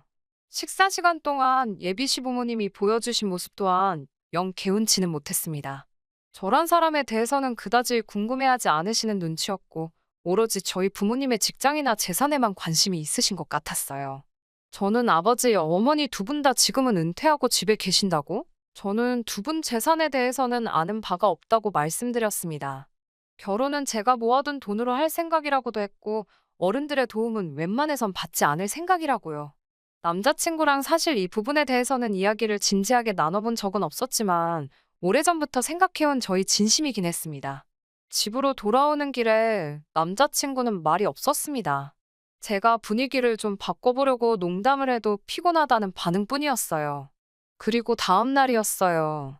점심시간에 남자친구가 잠깐 이야기 좀 하자고 하더라고요. 저는 어제 일에 대해서 남자친구 부모님이 무슨 이야기라도 하셨나 싶었습니다. 그런데 차에 타자마자 남자친구가 저더러 부모님이 은퇴하신 게 맞냐고 묻더라고요. 그래서 맞다고 하니까 아버지가 이 회사 오너가 아니냐고 물어왔어요. 저는 속으로 정말 당황했고 깜짝 놀랐습니다. 왜인지는 모르겠지만 어제 일에 대해 저도 어느 정도 찜찜한 기분을 느꼈기 때문인지 저도 모르게 거짓말을 했습니다. 오너라니 무슨 소리를 하는 거냐고. 아버지가 사장이면 내가 지금 왜 지금도 이 직급으로 일을 하고 있겠냐고요. 남자친구는 전에 없던 심각한 표정을 보이더니 그럼 네가 입고 걸치고 다니는 건 다 무슨 돈으로 사는 거냐고 묻더군요. 아무래도 검소하신 아버지와는 다르게 어머니는 제가 앞으로 시집도 가고 하려면 예쁘게 하고 다녔으면 좋겠다며 이것저것 좋은 걸 많이 사주시는 편이거든요. 저도 멋내는 걸 좋아하기도 해서 마다할 이유도 없고 해서 어머니가 사주시는 대로 다 잘 쓰고 있었고요. 아무튼 남자친구의 질문에 괜히 또 부모님이 재력이 있으시다고 둘러대기도 애매해서 이건 내가 벌어서 사는 거라고 대답했어요. 그랬더니 남자친구가 너 진짜 돈도 없으면서 부자 행세를 하고 다닌 거냐고 어이없다며 웃는 거예요. 처음에는 상황 파악이 안 돼서 남자친구가 왜 이러지 싶었습니다. 남자친구는 저더러 그럼 이 차는 네 차가 맞냐고 묻길래 내가 설마 남의 차를 타고 다니겠냐고 내 차가 맞다고 하니 저더러 진짜 이해가 안 된다면서 다짜고짜 제가 이렇게 개념 없는 여자인지 몰랐다는 거예요. 제가 도대체 하고 싶은 소리가 뭐냐고 따지자 그럼 결혼할 자금은 얼마나 있냐고 물어보더군요. 제가 그런 걸 물어보는 너는 얼마나 있냐니까. 저더러 얼렁뚱땅 넘어갈 생각 말고 솔직하게 불랍니다. 남자친구랑 만나는 동안 남자친구가 저한테 이런 화법을 한 번도 쓴 적이 없었기에 너무 당혹스러웠어요. 결국 제가 남자친구에게 당장 차에서 내리라고 했습니다. 그러자 하긴 네가 가진 게 이게 다인가 본데 간수 잘 해야지라며 제 어깨를 툭툭 치고 내리는 거예요. 사무실로 돌아왔는데 온몸이 부들부들 떨리고 어이가 없더라고요. 결혼 이야기가 나오고부터는 회사 사람들도 저랑 남자친구가 사귀는 걸 알고 있었기 때문에 어두워진 저의 표정에 둘이 싸웠냐고 물었지만 사실 이건 뭐 싸운 것도 아니고 쪽팔려서 뭐라고 말해야 할지도 모르겠더군요. 하지만 이 사건은 여기서 끝이 아니었습니다. 당연히 헤어지기로 마음을 먹었고 부모님께도 오늘 있었던 일을 말씀드렸어요. 아버지는 충격이 크신 듯 했습니다. 평소에도 남자친구를 높게 사던 아버지는 제가 남자친구와 결혼하면 사업체를 바로 저와 남자친구에게 나눠서 물려주실 생각을 하고 계셨거든요. 어머니도 서울 생활은 너무 지친다며 하루빨리 은퇴해서 공기 좋은 곳에 가서 살고 싶다 하셨고요. 아버지는 생각에 잠기신 얼굴로 어떻게 해야 할지 생각해보자 하셨습니다. 당장 다음날 회사에 출근해서 남자친구를 봐야 한다니 속이 답답해져서 그 길로 일주일간 휴가를 내고 회사에는 나가지 않았어요. 당연스럽게도 남자친구는 제가 부모님은 은퇴하시고 저는 월급쟁이 벌이로 이것저것 비싼 거 사다 나르는 그런 여자로 생각한 건지 연락 한 통 있지 않았어요. 한 주가 흐르고 회사에 출근했는데 사람들이 절 보는 눈빛이 곱지가 않더라고요. 이게 무슨 일인가 싶어서 평소에 친하게 지내던 직원에게 살짝 물어보니 직원이 문자로 나중에 이야기하자고 했습니다. 사원수가 적은 회사다 보니 다른 직원들 눈치가 보였던 모양이에요. 그 직원이 들려준 말은 놀라웠습니다. 남자친구가 회사 사람들에게 제가 사장님의 첩이라는 이야기를 했답니다. 사장님이 저희 아버지인데 제가 그 첩이라니 말도 안 되는 소리잖아요. 그러면서 제가 자기랑 사귄 이유가 사장님의 애인인 걸 안 들키기 위해서 위장할 속셈으로 만난 거라며 자기는 그런 것도 모르고 저랑 결혼까지 생각했다고 피해자 행세를 하고 다녔다더군요. 일개 사원인 제가 무슨 재주로 그 좋은 차에 명품을 휘감고 다녔겠냐며 그게 다 제가 첩질해서 사장님 돈으로 펑펑 쓰고 다녔던 거라고요. 그렇게 남자친구의 말도 안 되는 헛소리에 사람들의 카더라가 더해져 제가 없는 동안 마치 사실처럼 굳어졌습니다. 생각해보면 제가 회사에 처음 들어왔을 때도 사실 채용 계획이 따로 없던 차에 제가 뜬금없이 신입사원으로 들어온 거기도 했고 바로 어제까지 갑작스럽게 말도 없이 휴가를 내고 회사에 안 나왔으니 사람들은 제가 뭔가 진정으로 구린 게 있어서 못 나온다고 생각했던 거고요. 결국 이 소문은 순식간에 퍼져서 아버지 귀에도 들어가게 되었어요. 결국 아버지는 당신의 계획보다 이르게 저를 사장 자리에 앉히셨습니다. 이례적인 파격 승진에 다시 당연히 말이 나오기 시작했고 아버지는 회사 메일을 통해 제가 아버지의 친딸이고 회사 전반적인 업무를 가르치기 위해서 그리고 다른 직원들과의 불화도 줄이기 위해서 여태껏 그 사실을 숨겼다고 이 과정에서 불편함을 느낀 직원이 있다면 유감이라고 적으셨더군요. 그리고는 이와 별개로 저와 아버지에 대한 유언비어를 만들어 퍼뜨린 직원과 그에 동조한 직원은 명예훼손으로 고소를 진행할 예정이니 아는 바가 있는 사람들은 협조해달라고 덧붙이셨습니다. 아버지가 저렇게 강경하게 나가신 이유는 남자친구가 그때라도 자기 잘못을 뉘우치고 아버지와 저에 대한 이상한 소문을 퍼뜨린 걸 사과하면 눈 감아주실 생각이 있으셨던 거였어요. 그런데 그 소문을 직접 사과해야 할 남자친구는 따로 저에게 연락 한 통 없었고 그제서야 상황 파악이 된 직원들 몇몇만이 저에게 찾아와 진심으로 미안하다며 사과를 하더라고요. 그러면서 자기들이 도울 수 있는 게 있다면 뭐든지 돕겠다고요. 명예훼손만 문제가 아니라 자기들 직장이 달린 문제니 더 절박해 보였습니다. 저는 만약의 경우 누가 이 소문을 시작한 건지만 증언해달라고 부탁했습니다. 그리고 아니나 다를까 모든 사람이 제 남자친구를 지목하더군요. 한때는 사랑했던 사람이고 결혼까지 약속한 사람이 갑자기 왜 나한테 이렇게까지 상처를 주는 건지 이해할 수가 없었습니다. 그리고 얼마 지나지 않아서 남자친구에게도 연락이 왔습니다. 남자친구는 저에게 이 모든 일이 저 때문이라며 처음부터 자기를 왜 속였냐고 하더군요. 그러면서 이제라도 자기가 진실을 알았으니 다시 예전으로 돌아가잡니다. 소문에 대한 사과를 할 줄 알았더니 헛소리를 시전하러 나온 거더군요. 마치 자기가 다시 저를 받아주겠다고 말하는 게 참 어이가 없었어요. 남자친구는 저보고 왜 자기한테까지 그 사실을 숨겼느냐고 재차 따지듯이 물었습니다. 자기 예상이 맞지 않았느냐며 자기는 이미 제가 아버지와 연관돼 있는 사람이란 걸 알고 있었다고요. 결혼 이야기가 나올 때쯤 집안 형편 차이로 결혼이 성사되지 않을까 싶어서 남자친구 부모님이 살고 계신다던 그 저택 같은 집도 빌렸다는 사실을 말하더라고요. 자기가 그만큼 저에게 공을 들였다고요. 그 자리에서도 끝까지 거짓말을 한 저에게 오히려 손해배상 청구를 했어야 한다며? 어차피 결혼할 사이에 그렇게까지 하겠냐며 자기가 저희 거짓말을 눈 감아주겠다는 듯이 뻔뻔하게 나오더라고요. 너무 화가 나서 제 앞에 놓여있던 커피잔을 남자친구에게 당장이라도 던져버리고 싶었지만 저 비열한 인간에게 어떠한 구실도 주고 싶지 않았기에 꾹 눌러 참았습니다. 남자친구에게 구질구질하게 굴지 말라고 너야말로 호화저택까지 빌려가며 나를 속인 게 아니냐고 너야말로 사기꾼이지 않냐고 한마디 했습니다. 내일 회사 출근하는 대로 너는 명예훼손 및 업무방해로 해고할 거라고 했습니다. 이 업계가 얼마나 좁은지 너도 알지 않냐며 인생 그렇게 살지 말라고 또 한마디 해줬고요. 그제서야 남자친구는 이게 다 저랑 저희 아버지 때문이랍니다.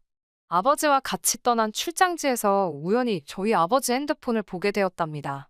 아버지는 저랑 같이 찍은 사진을 핸드폰 바탕화면에 해두셨기에 제가 당연히 사장님의 딸이라고 생각했고, 그래서 제 비위까지 맞춰가며 사귀게 된 건데, 정작 저는 아니라고 하니까 딸이 아니라면 제가 아버지의 첩이라는 확신이 들었다고 합니다.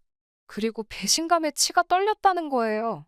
왜 솔직하게 묻지 않았냐고 하니까 요즘 젊은 여자들이 좋은 차에 명품 휘감고 다니면 부잣집 딸이거나 지저분하거나 둘 중 하나 아니겠냐며 저한테 사실을 물어볼 필요도 못 느꼈다나요. 이렇게 썩어빠진 인간하고 만났다는 사실에 너무 억울하고 분노가 치밀어 올랐습니다. 저는 결국 남자친구와 파혼했고 명예훼손으로 남자친구를 고소했습니다. 저뿐만 아니라 저희 아버지도 남자친구를 명예훼손으로 고소했고 나아가 회사의 입장에서도 남자친구를 같은 이유로 고소했어요. 어떻게 저를 속여서 저랑 결혼해서 회사까지 손에 넣으려고 했는데 남자친구는 당장의 합의금만으로도 몇 천이라는 돈이 빠져나가게 생긴 꼴이었죠. 그제서야 남자친구는 상황 파악이 된 건지 저를 다시 받아주겠다는 헛소리가 아니라 제 앞에 찾아와 손이 발이 되도록 싹싹 빌기 시작했어요. 당연한 말이지만 합의는 없었습니다. 소문이야 오해가 이미 다 풀린 상황에 넘어갈 수 있는 일이었지만 호화자택까지 빌려가며 저에게 자기 집이 마치 잘 사는 입인 척 거짓말을 했다는 사실이 너무 악질적이라는 생각이 들었어요. 저도 모든 사실을 숨겼다는 점에 잘한 거 하나 없다는 거 알고 있습니다.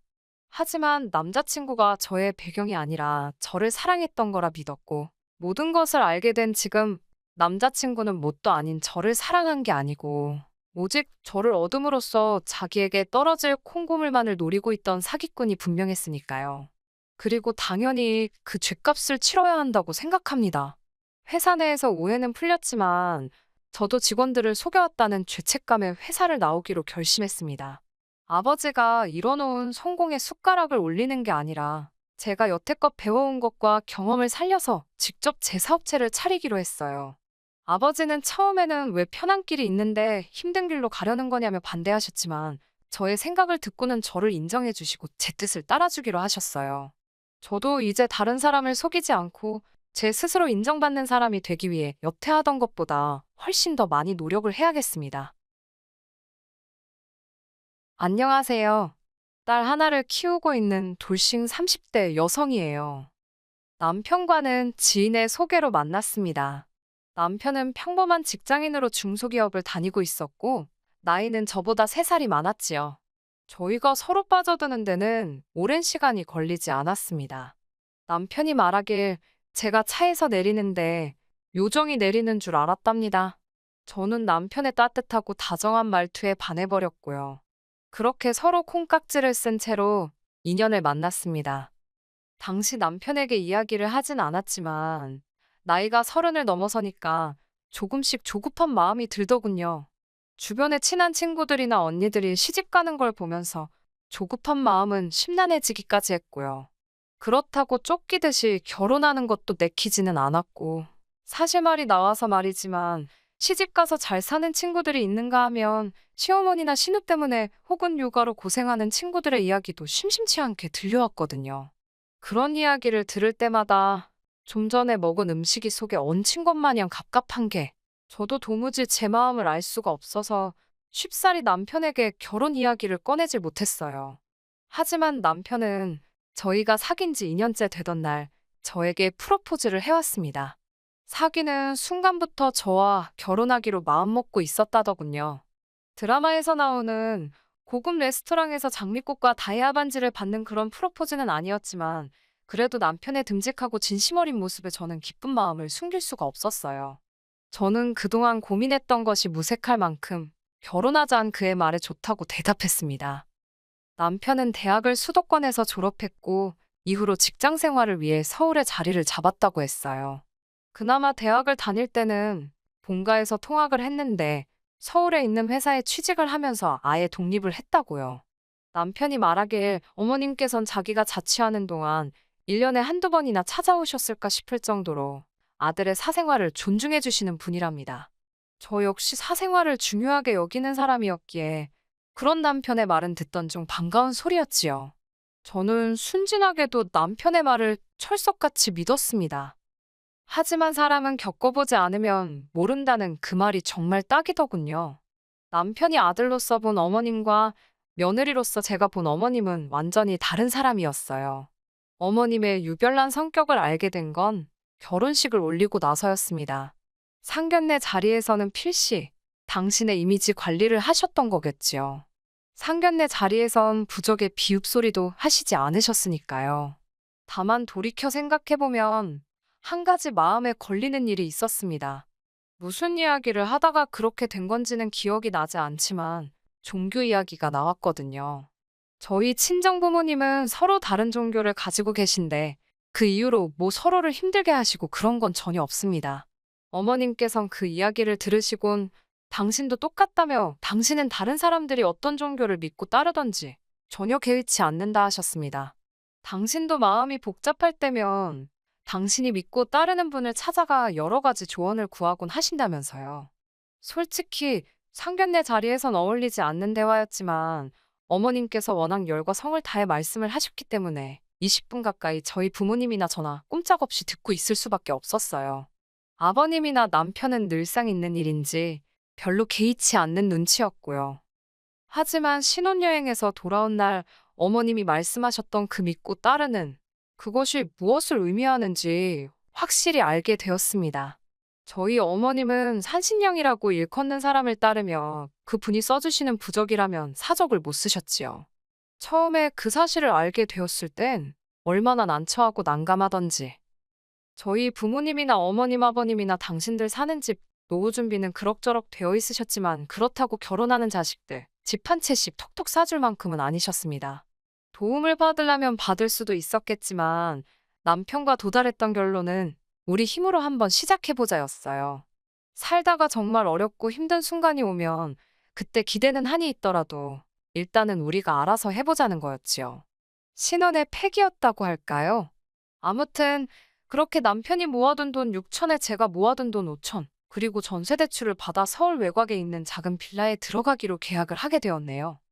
하지만 이사를 앞두고 생각지도 못한 문제가 생겼습니다. 저희 계획대로라면 식을 올리기 3일 전 이사를 마치고 들어올 가정가구도 전부 배송을 받는 것이었어요.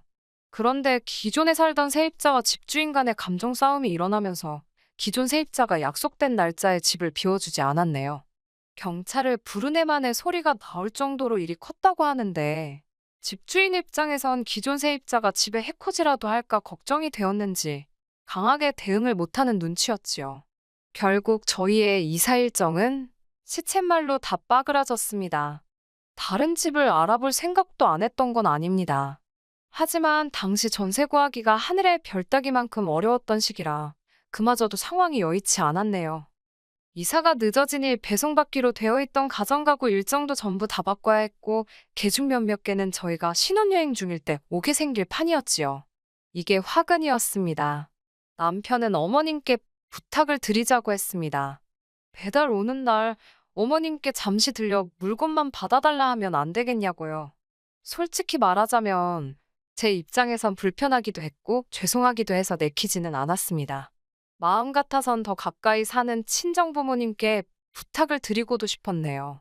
하지만 당시 외할머니께서 많이 편찮으셨고 그 병간호를 저희 어머니가 도맡아서 하시다 보니 제 일까지 부탁드리기가 어렵더라고요. 아무튼 이러한 이유로 신혼집 비밀번호를 어머님께서 알게 되신 거예요. 신혼여행을 하는 동안 어머님께서 가정가구가 다 도착한 것 같다 연락을 주셨고 감사하다 했습니다. 귀찮으셨을 텐데 별말 없이 해주신 어머님께 감사해서 화장품도 선물로 샀어요. 그렇게 4박 5일의 신혼여행을 마치고 집에 도착한 저희는 특히 저는 경악을 금치 못했습니다. 현관부터 시작해서 거실이며 부엌이며 할 것 없이 심지어 방문까지 온통 노란 부적으로 도배가 돼 있다시피 했지요. 사람이 너무 황당하니까 말도 제대로 안 나오더라고요. 제가 가까스로 마음을 가라앉히고 남편에게 이게 다 뭐냐고 물었습니다. 남편이 한숨만 내쉬고 별말이 없는 게 아무래도 뭔가 아는 눈치였거든요. 남편이 말하길 아무래도 어머님이 해놓으신 것 같답니다. 깜짝 선물이 있다고 하시더니 이거였나 보다고요. 얼마나 상황이 어이가 없던지 화도 안 나더라니까요. 남편에게 빨리 하나씩 뜯으라니까 주저하는 모습을 보이더니 어머님이 생각해서 붙여놓으신 건데 그냥 두면 안 되겠냐입니다. 생각을 해주신 거야 당연히 감사하지만 이게 다 뭐냐고 귀신 나올까봐 무섭다고 싫다고 했어요. 하지만 남편은 계속해서 어머님이 아기가 있어서 이런 일을 하실 분이 아니라며 분명히 깊은 뜻이 있으셨을 거라고 저를 설득하려 했습니다. 참다 못한 제가 결국 남편이 보는 앞에서 어머님께 전화를 드렸어요. 어머님께서는 부적마다 의미가 다 다르고 뜻이 있는 거라며 한 달은 붙여놔야 한답니다. 그 집에 뭐가 있어서 이사하기 전부터 말썽이 있었던 거라고요. 말도 안 된다고 받아치고 싶었지만 이제 막 시골리고 며느리가 된 제 입장에서 꼬치꼬치 따지기도 어렵더라고요. 결국 눈 딱 감고 한 달만 내버려 두기로 했습니다. 하지만 막상 한 달이 다 되어가자 남편은 이 부적 때문인지 하는 일마다 요즘 잘 풀리는 것 같지 않냐며 소위 연막을 치더라고요. 저는 그 말을 솔직히 들은 채도 하지 않았어요. 퇴근하고 집에 들어올 때마다 현관문을 열면 제일 먼저 눈에 띄는 게 부적이었는데 소름이 돋는 것 같았거든요. 약속대로 한 달이 되던 날 제가 다 떼내었는데 남편이 몹시 서운해하던 게 지금도 생각이 나네요. 어머님께서도 꽤나 기분이 상하신 눈치였지만 제가 사과할 일도 아닌 것 같아 모른 채 넘어갔습니다. 그리고 얼마 후 저는 임신을 했습니다. 처음부터 저는 딸이든 아들이든 성별은 개의치 않았어요. 어느 쪽이든 하나만 낳아 잘 기르는 게 제 꿈이자 목표였으니까요. 하지만 제 배가 제법 불러오기 시작할 무렵부터 어머님께서는 아들을 낳아야 한다고 저만 보면 말 그대로 손자 타령을 하시더군요. 잔소리가 지겨워진 저는 병원에 가서 아이 성별을 물었습니다. 의사 선생님이 성별을 알려주려면 조금 더 있어야 한다고 하셨지만 넌지시 딸이라는 힌트를 주시더라고요. 처음부터 딸이든 아들이든 개의치 않았기 때문에 실망 같은 건 조금도 하지 않았습니다. 하지만 어머님의 얼굴이 머릿속을 스치면서 잠깐이었지만 아차 싶었네요. 그렇게 집으로 와 남편과 함께 어머님께 연락을 드렸습니다. 어머님께 손녀를 보시게 될 것 같다고 조심스레 말씀드렸지요. 어머님이 워낙에 손자를 보고 싶어 하셨기에 크게 노하시거나 실망하시지 않을까 걱정을 했는데 어머님의 반응은 제 예상과는 많이 달랐습니다. 꽤나 심드렁한 목소리로 그러냐며 대수롭지 않게 넘어가셨어요. 하지만 딸아이를 낳고 병실에 입원해 있는데 어머님께서 제 옆에서 기어이 싫은 소리를 하시더군요. 아들인 줄 알았는데 딸이라면서요. 황당해서 제가 미리 말씀드렸는데 왜 그러시냐고 제가 분명히 딸이라 하지 않았냐니까. 부적 써주시는 그 산신령이란 분이 분명히 아들일 거라고 걱정하지 말라고 했답니다. 그래서 그분 말만 믿고 제 말은 귓등으로 흘려들으셨던 거지요. 그러면서 그분이 틀렸을 리는 없으니 제가 아무래도 이상한 짓거리를 한 게 아니냐며 제 탓을 하시더라고요. 꼬리뼈도 아프고 아직 침대에서 혼자 허리도 못 세우는 저를 바라보시며 비난하듯 말씀하시던 어머니께 솔직히 정남이가 뚝 떨어지더군요. 뒤이어 어머님께서는 속상하다, 뭔가 잘못됐다는 식의 말씀을 연거푸 하시고는 병실 밖으로 나가버리셨습니다. 남편은 그런 어머님 뒤를 따라 나섰고요. 어머님이 그냥 병실을 나가신 것보다 남편이 어머님을 따라 나갔다는 사실이 더 서운하고 속상했습니다. 얼마간의 시간이 흘렀을까 병실로 돌아온 남편은 어머님께서 원래 기대가 크셨던지라 실망도 크신 모양이라며 저더러 이해해달라대요. 이해고 뭐고 아무리 그래도 그렇지 고생했다 소리 한마디 해주시면 어디가 덧나냐고. 지금 이 꼴을 한 며느리한테 아들 못 낳았다고 타박을 하시는 게 말이 되냐고 남편에게 하소연을 했어요. 그러자 남편도 자기가 그런 것도 아닌데 왜 자기한테 이러냐며 예민 떨지 말고 한숨 자랍니다. 어머님께는 내일쯤 전화해서 죄송하다고 하면 다 풀리실 거라면서요. 죄송하긴 뭐가 죄송하냐고 내가 뭘 잘못했냐고 해도 남편은 어머님 성격 몰라서 그러냐며 저더러 그냥 맞춰드리라는 식이었고요. 임신했을 때나 출산했을 때 남편이나 식구들한테 서운한 소리를 들으면 그렇게 오래 간다더니 제가 딱 그랬습니다. 어머님께서 먼저 적나라하게 당신 속내를 보여주신 덕분에 저도 어느 정도 거리를 두고 어머님을 대하게 되더라고요. 손녀 자주 봐서 뭐하냐며 어머님은 저희 집에 자주 오지도 않으셨어요. 그렇게 서로 대면대면하게 지내다 보니까 어머님에 대한 서운함도 좀 가시는 것 같았지요. 그리고 어머님께서는 이런 틈을 놓치지 않으셨습니다. 제 행동이나 말투가 좀 누그러졌다 싶으셨는지 아니면 남편을 통해 뭐라도 들으셨는지 언젠가부터 다시 하루가 멀다 하고 연락을 해오셨거든요. 갑자기 연락을 해오시는 것도 당황스러웠지만 어머님의 용건을 알고 나선 황당한 마음을 감출 수가 없었지요. 어머님께서 또 다시 손자 타령을 하시는 게 아니겠어요? 사실 남편과는 이미 하나만 낳아 잘 기르는 쪽으로 결정이 난 상황이었기에 어머님의 손자 타령이 부담스럽게 다가온 것도 사실이고요. 저는 어머님께 솔직하게 말씀드렸습니다. 남편이나 재벌이를 생각했을 때 아이들을 낳아 기르는 건 현실적으로 어려울 것 같다고요. 까놓고 말해서 제가 복직을 한다고 하면 한 달에 300남짓 벌겠지요? 그럼 저희 딸은 누가 키워주나요? 이제껏 저 키우시고 외할머니 병수발로 고생하시는 어머님께 부탁을 드리고 싶지도 않았고 어머님이야 뭐. 솔직히 어머님 위생 개념이라던가 저랑 안 맞는 부분이 한두 개가 아니었거든요. 결국 아이 봐줄 이모님이라도 한 분 구해야 하는데 그분에게 제 월급을 다 갖다 바쳐야 할 판이었으니 이러지도 저러지도 도저히 계산이 서질 않아 머리가 깨질 것 같았습니다. 그런데 그런 저더러 어머님께선 애를 하나 더 낳으라고 성하셨으니 야속하기도 했고 전 안 된다고 그럴 생각은 없다고 말씀드렸어요. 그러자 어머님께선 애들 태어날 때 지 먹을 수저는 입에 다 하나씩 물고 태어나는 거라며 제가 몰라도 뭘 너무 모른답니다. 그러면서 자녀 계획을 시부모랑 상의도 없이 세우는 며느리가 어디 있냐며 저더러 너무 경우가 없다고 하시더군요. 제가 어머님께 그럼 어머님이 저한테 한 달에 200만 원씩 주실 거냐 물었습니다. 그러면 둘째 하나 더 낳아보겠다고요. 결국 어머님과 제 사이는 다시 또 틀어졌습니다. 예전과 달라진 건 고성이 오갔다는 것이지요. 어머님은 계속해서 저에게 밑도 끝도 없이 제가 못 되쳐먹고 싸가지도 없다. 시집을 왔으면 애를 낳는 게 당연하지. 어디 되바라지게 시애미한테 애를 키우네 못 키우네 그런 소리를 하냐고 악을 쓰셨어요.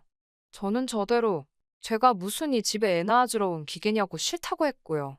이번에도 머저리 같은 남편은 이러지도 저러지도 못하고 우물쭈물. 그날 이후로 저는 어머님이랑 신경전 아닌 신경전을 이어가고 있었습니다.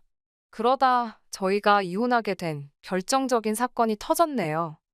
평소엔 이불 빨래를 남편이 도와줬는데 그날만큼은 그냥 제가 하고 싶더라고요. 도와주겠다는 남편을 뿌리치고 베개 커버를 벗겨냈는데 뭔가 발 쪽으로 툭 떨어지더군요. 몇 번이고 고이 접힌 부적이었습니다.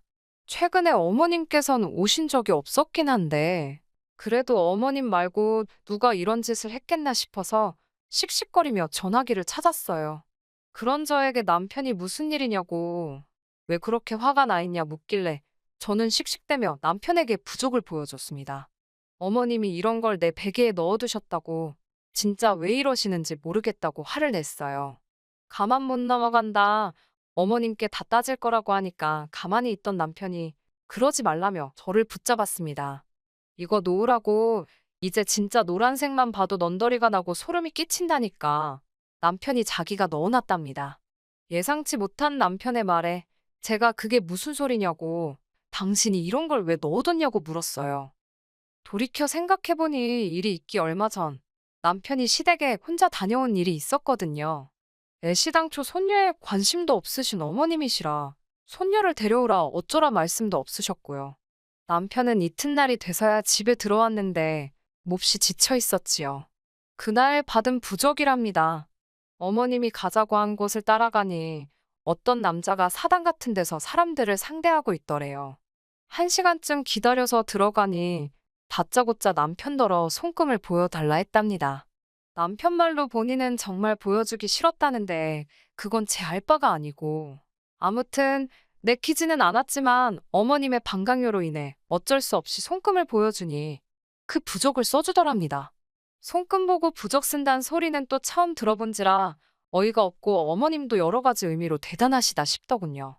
아무튼 그렇게 그 부적을 50만 원을 주고 샀다면서 어머님이 제 베개 속에 넣어두라 하셨다고요.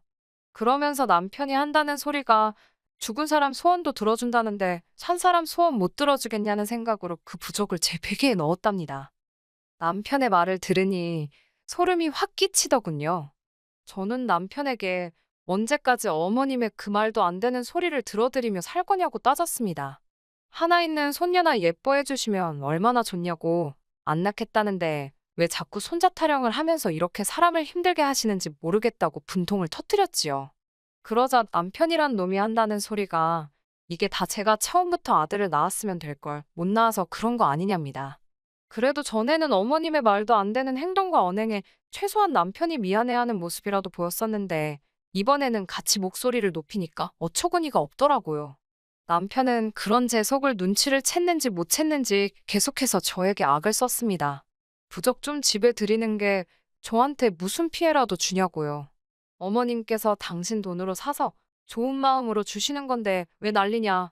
뭐 말도 안 되는 소리를 늘어놓더라니까요. 제가 너무 화가 나서 그만하라고 했습니다. 편들 걸 편들라고. 당신은 내가 부적이니 뭐니 싫어하는 거 뻔히 알면서 어머님이 하란다고 그걸 하냐고 따졌지요. 그리고 애는 뭐 저절로 잘하냐고. 아무리 나이가 드셨대도 어쩜 그렇게 생각이 짧으신지 모르겠다고 저도 모르게 한숨을 내쉬고 말았네요. 남편은 제가 어머님을 무시했다며 길길이 날뛰기 시작했습니다. 이후로는 급기야 서로에서는 안 될 소리까지 주고받게 되었고 격해진 감정 때문인지 이혼 이야기까지 나오고 말았네요. 솔직히 딸아이를 생각하면 이혼만큼은 피하고 싶었던 게 사실이에요. 전부 다 이야기할 수는 없지만 사실 이전에도 남편과 헤어지고 싶은 순간들이 있었고요. 그때도 오로지 딸아이만 생각하며 참아왔지요. 하지만 전 깨닫고 말았습니다. 이런 줏대없는 아빠와 손녀라는 이유로 거들떠도 안 봐주는 조부모 밑에서 제 딸이 배울 거라곤 쥐똥만큼도 없을 거란 사실을 말이지요. 행복한 엄마가 행복한 자녀를 키울 수 있다는 누군가의 말처럼 행복한 딸로 키우고 싶어서 그렇게 저는 이혼을 결심했습니다. 남편은 자기가 딸을 키울 거라고 했지만 정의는 제 편이더군요. 남편과 어머님의 폭언, 부당한 대우 등을 인정받아 저는 양육권을 가져오는 동시에 위자료까지 받고 이혼할 수 있었습니다. 어머님께선 제 앞에서 마치 저 보란 듯이 남편더러 이참에 새장가 가서 당신 손자 좀 안겨달라시던데 어이가 없더라고요. 남편은 아마 어머님 때문에 팔자가 꼬여도 두 번은 꼬이겠다고 쏴붙였어요. 새며느리 보는 부적도 하나 사셔야겠다고 아는 체를 했지요. 지금 저는 친정으로 내려왔습니다. 친정 부모님께서는 너무 기죽지 말고 열심히 살라고 그때부터 지금까지 늘 저를 응원해 주시네요. 저 잘 살고 있고요. 앞으로는 더 잘 살아보려고요. 끝까지 들어주셔서 감사합니다. 오늘의 사연은 여기까지입니다. 구독과 좋아요, 알람 설정 부탁드리고 더 좋은 사연으로 다시 찾아뵙겠습니다. 감사합니다.